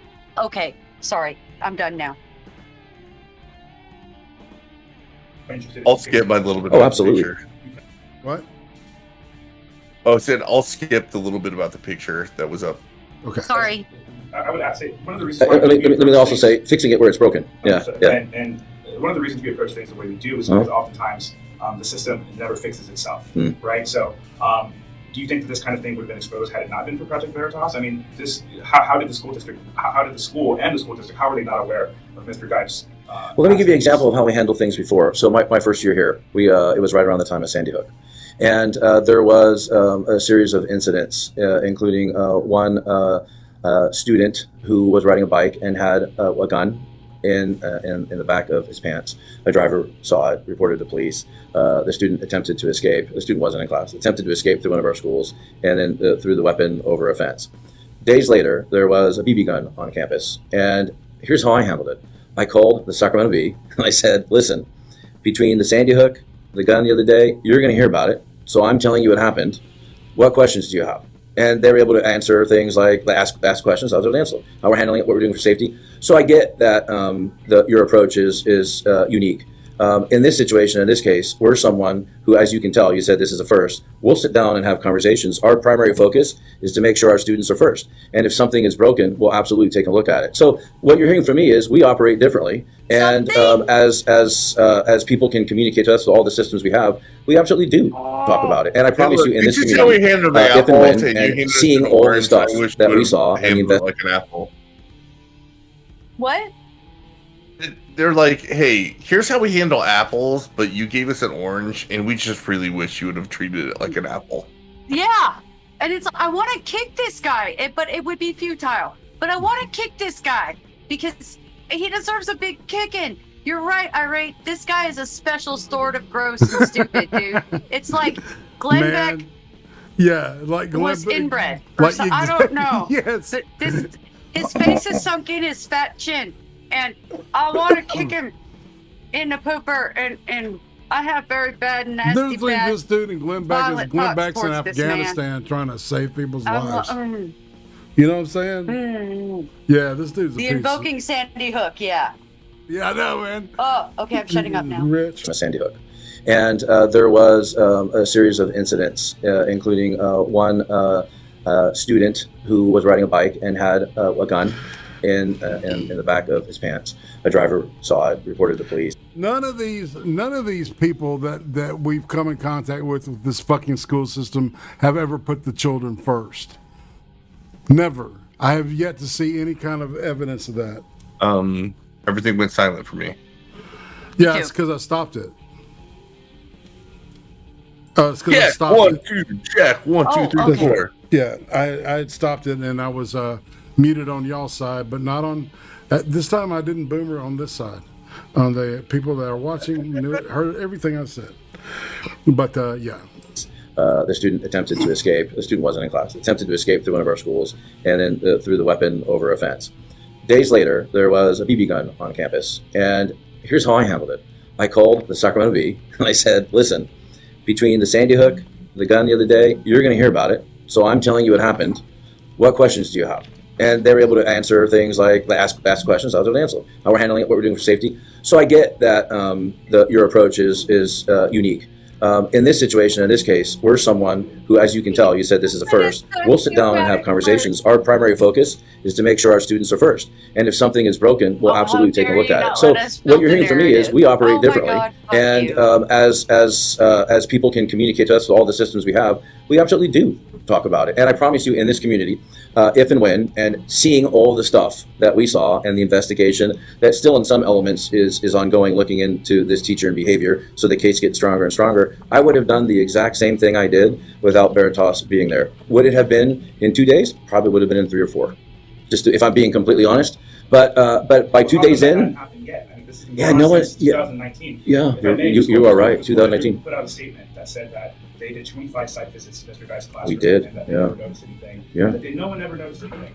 Well, even in the it wasn't like no one ever done anything. The YouTube video Tiger Talk, which is a school newspaper from Indercom High School. A digital production company. In there, you can see the flag of Mao. You can see the door of the classroom. Yeah. So, is it just a negligent issue, or is your position still currently today that there is not anyone from the school district that was aware of Guy's political ideology and the way that he was attempting to indoctrinate students into his personal beliefs? Yeah, I will say that there was no one at the site that was aware that the class was as imbalanced and as biased as it was. And I'll walk you through, actually, it goes back to 2018, you're off.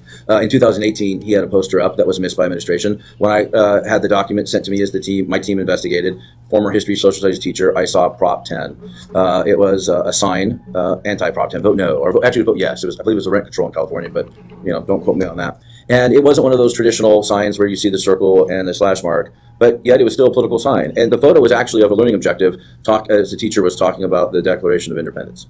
And so, as a former history social studies teacher and superintendent, I was able to go, oh, we missed this. So it actually goes back to 2018 that we missed that. What I can also tell you is that. Why are you still working there, you incompetent piece of shit?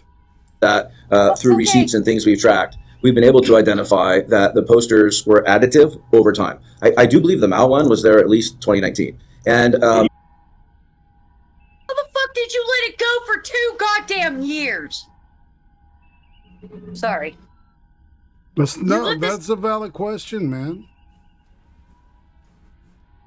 So I have an answer, right? So part of it is that people like this guy don't want the shit from the social justice mob that would have, if they did anything outside of being exposed nationally, would have given them shit, right? So there's one. And number 2 is that a lot of the people agree with the shit that are in this area, so he just lets it go.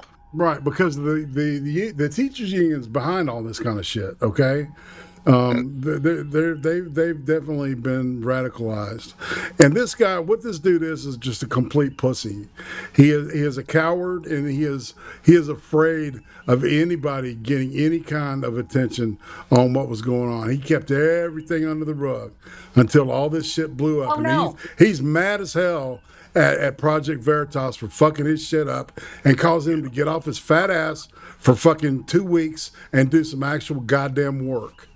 Right? Yeah, Okay, so that's part of it. worst. The other part of it is you guys don't understand. Prop 10, being against Prop 10 was a conservative position in California. They've been trying to put rent control in place in California for years, and the conservatives in the outlying areas always outvote the cities in that case. Okay, so that's the one thing they aren't saying. There's some culture things you're missing here. There's some culture thing going on here. So he cited his Sandy Hook and being able to get ahead of a narrative. Basically what he said is, you didn't let us build the narrative for this, so we're angry at you for it. Yes, exactly. You didn't give us enough time to build the narrative. Yes. The next step is, I'm going to cite all these ways that I've been very fair, but my bias is so obvious that it's all right-wing positions that I'm attacking, and I'm telling you that I was unaware of the insane bias in this communist classroom. Okay. When you bring up what he said with Sandy Hook and all the other stuff, I think it's worse than that. I think it's worse than him being biased. This, I'm just calling him fat white motherfucker. Like, he's better than me, right? Like, I don't believe that this dude has any real stake one way or the other than he has a very cozy fucking job and makes a lot of money and was just trying to keep everything under the goddamn radar. Reynolds says that the teachers union here owns at least one major league team. Holy shit. Yeah. And a venue. What in the fuck? Yeah, that's Canada. Oh, man. I don't know. All right, let's roll. Let's keep rolling. This is... No, you guys have no idea. This is all... He's talking in a way that means that he has no idea that communism is bad. You know, it's almost 9:30. Shit. I don't think he cares. Yeah, let's get through the rest of this. What do you think about that personally? Absolutely disappointed in the way it was approached and handled. Because if anything, we should be teaching the approach about what kind of individual he was, not to be idolized or to push towards that ideology, but to teach students about the history and the deaths that he was responsible for. So a poster, in a way that it appeared to me to look like recognition of somebody, should have been in a format where it clearly articulated, maybe here's the different kind of leadership, and basically, in simple terms, there's a bad guy. Right. Understood. Yeah. I want to get back to what you said about gun violence. I understand as a superintendent, Mm-hmm. you have a lot of challenges. Mm-hmm. And obviously, gun safety is one of those challenges. But I think the media is always interested in that. And I think that that's something that it's a no-brainer for schools to get a hold of. Teachers teaching outside of the curriculum is something that school districts don't generally investigate. They don't generally hold their teachers accountable to that. You heard many comments last night from teachers discussing why their daughter was getting a personality test. From teachers or parents? I mean, from parents, discussing why you heard many comments last night from parents. I heard a couple about personality tests and things. Personality tests are being administered in history. Sure. And why certain, so I guess the question is, are you going to take, or is the district going to consider taking a more introspective approach to handling how teachers are teaching outside of the curriculum? Or is there perhaps some hesitancy given the power that teacher unions, kind of have in the space of education reform? Yeah, I don't have much hesitancy when anything's good for kids, and neither does this district. I would say this, like a person, like if you and I were to spend more time together, and if we were not to hit it off, and if we were, I think there's a possibility, maybe if we did with a larger group, doing a personality profile to understand how we all learn better and process better is helpful. But I also actually did one of those with my cabinet my first year here, and I had a cabinet member who said, I'm not comfortable doing this. What we have to recognize, and one of the things I think we can do with our teachers all the time, is recognize that some students aren't comfortable doing that kind of thing. And there has to be a non-threatening opt-out option and opportunity so that students aren't genuinely worried about what their grade's going to be if they choose to not do something that is designed to create a team culture in the classroom. I don't know if any of you have played sports. I'm a former sports coach.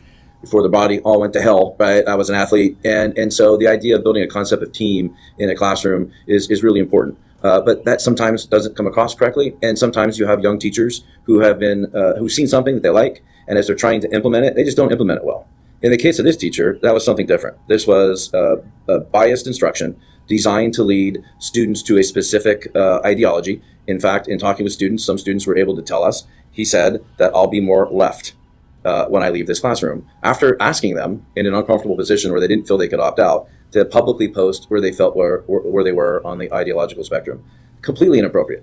That's where we have a trust. Our teachers, and most of them do a wonderful job of it, have a trust between the students and families that when it comes in particular to history, social studies, that we're not going to cross the line and we're not going to teach our individual ideologies and try to convince students to go a specific way. It is clear that's what happened. So I've apologized. I'm apologizing here again. That should not have happened.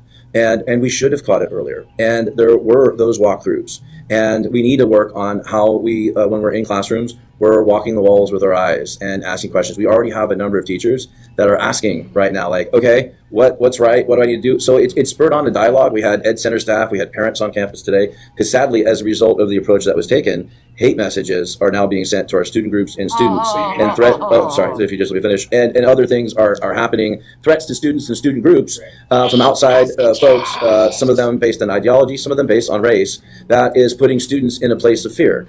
I think that Excel is right here. It's probably Antifa and those assholes doing that. No, it's parents that are pissed. And you have no idea. I really do think that probably both. The worst, the worst, the worst, the worst. You've got to understand. These kids. But hold on, Sacramento is a really interesting place. I was trying to explain this Saturday. Okay, Sacramento's a really bizarre kind of place. The greater Sacramento, all the way out to the Bay Area, has a ton of what Californians call boat people. These are people from Vietnam. They're refugees that are so heavily anti-communist. Some of them, when they got here, they would punch people if they thought, they would attack them if they thought they were communists in the 70s and 80s, okay? Mm-hmm. So these are their kids. These are their grandkids that are being educated right now. So there are probably some really gnarly, nasty anti-communist threats coming in. I agree with you.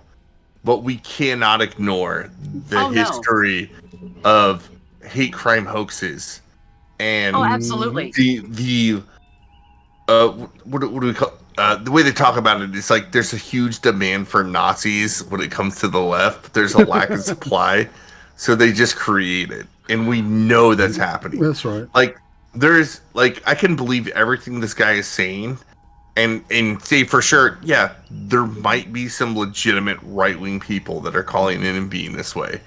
But I guarantee you that there are far leftists that support this guy that are just faking it in order to try to promote their cause. I'm sorry, I'm laughing because Ray obviously knows San Francisco or the Sacramento area because he's like, oh, come on. There's no way in hell they're threatening him. That's just dust in the wind. Yeah, okay. Are you surprised that that's such you guys? It's a really crazy. No, am I surprised that there's racism in this country? Absolutely not. No, I mean, but I'm disappointed. I mean, when obviously this is national news. Mm-hmm. There's a lot of eyes. There's a lot of things being said. I believe hate speech and threats are common for people who are in the public. Unfortunately, you're okay with that? I believe the internet space is very toxic. You're okay with that? No, I never said that. No, I'm asking you. Are you okay with that? The internet space is toxic. I would agree absolutely that social media and that they are toxic. But I'm asking, do you think that's okay that kids? Absolutely not. Okay, thank you. I appreciate that, But Mr. you Maxwell. continue to say because of the approach that was taken. Yeah, I do. So Like if we didn't take our approach, you would have never found out. Oh, hey, I'll be honest. I mean, people. You think that was the only way? I know people that know Mr. O'Keefe, and that's how we were able to reach out to your number, because we emailed multiple times today to reach out and connect, and we weren't getting calls back.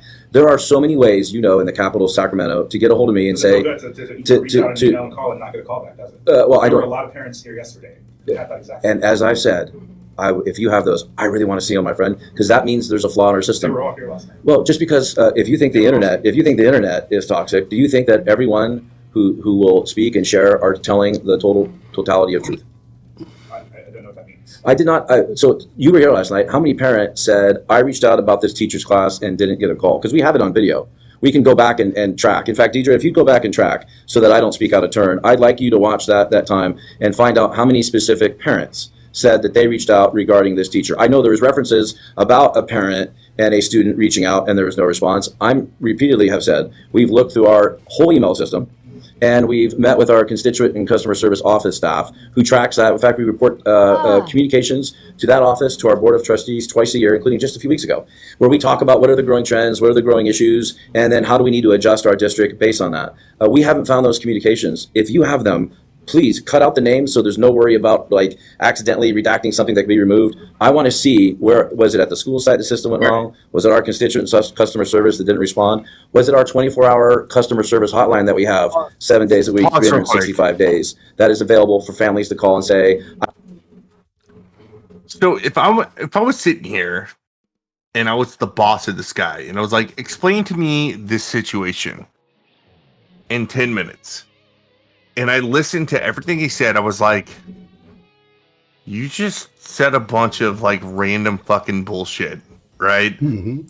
The only thing you had going for you is you baffled me with bullshit, maybe inserted a little bit of factual information, but none of this actually makes any sense whatsoever. Everybody else is hung up on the customer service thing now too.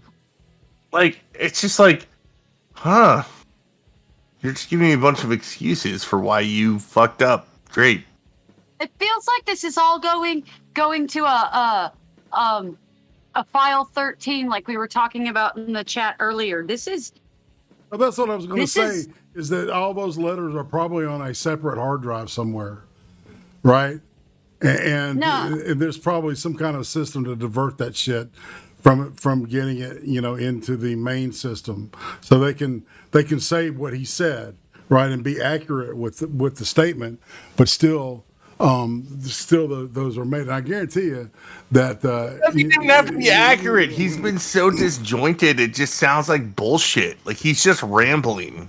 Well, no, yeah, he's not answering any question with real answers. He's playing this game like, how much do you know, and what are you? So, ask me a question, right? And whatever you don't ask him, he's not going to tell you. It's the lie by omission kind of thing, right? Yep. This dude is not good at it either. I mean, that's the point. That's what I was going to say. He's so fucking ham-handed. It's insulting. And I had said something earlier about this guy got kicked upstairs and somebody laughed about it. But that's what they used to call it, is that someone was so incompetent that they would actually promote him to get him out of the way. Fail them upwards. Exactly. Failing upwards, yeah. Yep. Yeah. In the military, I think the military calls it kicking people upstairs or some shit. I don't know. Kicking them to the rear.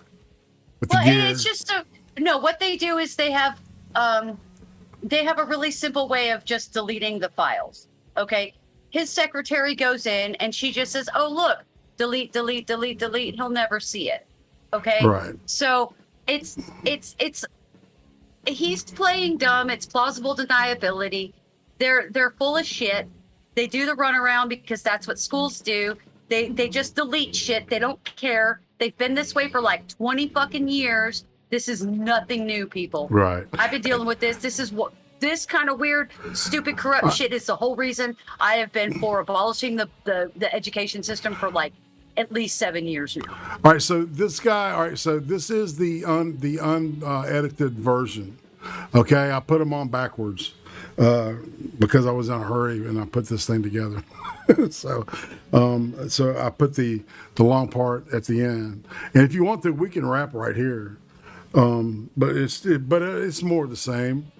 You know, it's basically a hand job under the table with a wink and a nod, and yeah, we'll take care of that. We're on that shit. Have a good day. And kind of put some blame onto them.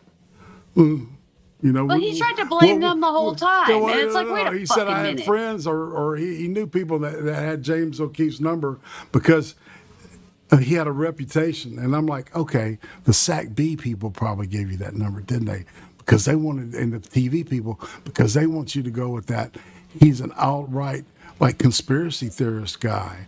That's not a real reporter. Yeah, except for that, then he walks up with a black guy and they're fucked because now they can't pull the card they were planning on pulling. Exactly. This kid is smart. He got to just open up like a fucking, like a ham sandwich, man, and just blow that mayonnaise on that shit. Because he's black. He didn't know shit, exactly. It disarmed him. I want to confidentially. He's also very, very fucking clever. Yes. Yes. Yeah, he's good at saying what people want to hear to draw shit out of him. He is. All right. He's very. You don't want to just stop here? And I'm kind of so pissed off and disgusted. I think my blood pressure could use a break. Okay. Well, we'll pop back in this room. This is a little too comfortably familiar and personal for me. This sounds like the superintendent of the school that my daughter went to in the Central Coast of California, that I ended up pulling my daughter from school and filing a TRO against the school because they kept lying and filing false police reports about me keeping my daughter from school when I wasn't. I was sending her to school when I was supposed to. That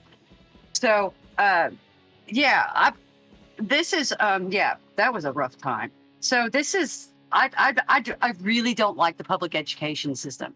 And seeing this kind of stuff going on is viscerally upsetting to me.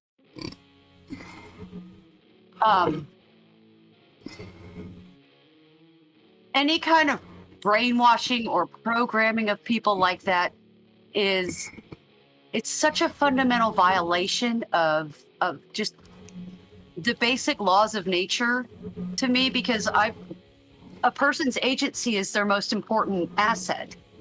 Indeed. It's what makes you human. So it's the most definitive.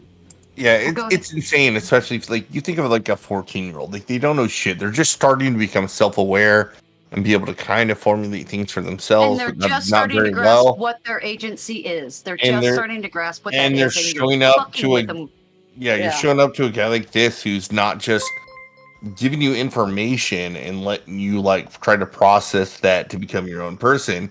This person is giving you information and saying and if you don't think this, you're a terrible person, which is, it's a strong condition. Even in adults, it's a strong condition to give somebody. Need it right. Right? Like, if you do not conform to this, you're a bad person. That's what we're seeing in society every day right now. Occams sock tips $1 and says, I was magna cum laude at my alma mater, Old Coom University. All right. You Old cut Coom out sock. real bad for me there. Yeah, me too. Said Old Coom sock tipped $1 and said, I was magna cum laude at my alma mater, Old Coom University. You're sticking with that one, aren't you, man? I like the cum sock thing. It's funny. It's good. It's a nice gag. See Larry in the chat. Indeed. All right, so I guess it's time to chill and split. Okay. So I'm gonna plug this kid again. It's PIN, pin on the map, pin global news. Kenny Flair is what his name is on Twitter, and this kid can dictate and read an article. I don't think he's over 20. He looks very young, but this kid, he's got really good reading skills, and he's really trying to make something that people want to watch. So please go check him out if you get a chance. He's a cool kid, and he seems to be a good egg, and kind of just plays it straight and narrow, and he's really trying to get his stuff started, and I keep forgetting to copy his link onto my list of links, so I don't have it right now. But there's that, and then we'll be doing stuff here, and then as soon as I can get my front tooth repaired because it's split. I'll be back to doing stuff on my channel again. I just I can't do it right now. No shit. I'm whistling. Excel.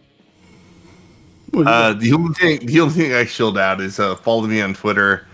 For a little bit, my Twitter account turned into 100% parody, and it was hilarious because I got like 100 followers just making parody jokes. I couldn't keep it up. But yeah, if you just want to I'm on Twitter pretty much daily making jokes. So follow me on Twitter at Sean Tizzle. Other than that, you'll find me next Wednesday here on Irate Prostate's channel, talking about more social justice bullshit. And I'm just modding Pants Ninja. Sorry about that, dude. It's a long story. Anyway, and all right, so Friday night we'll be doing again, as we always do, midnight Eastern, 11 o'clock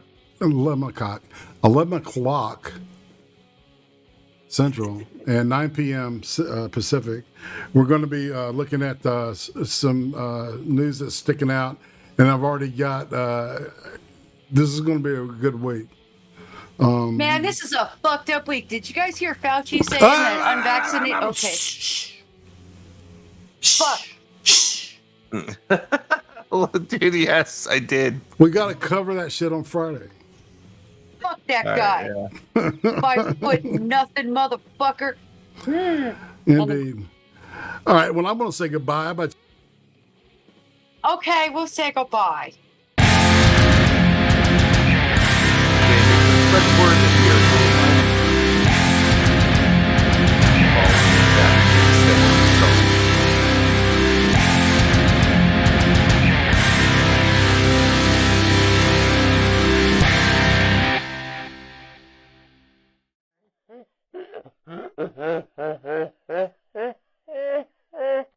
Ha ha ha.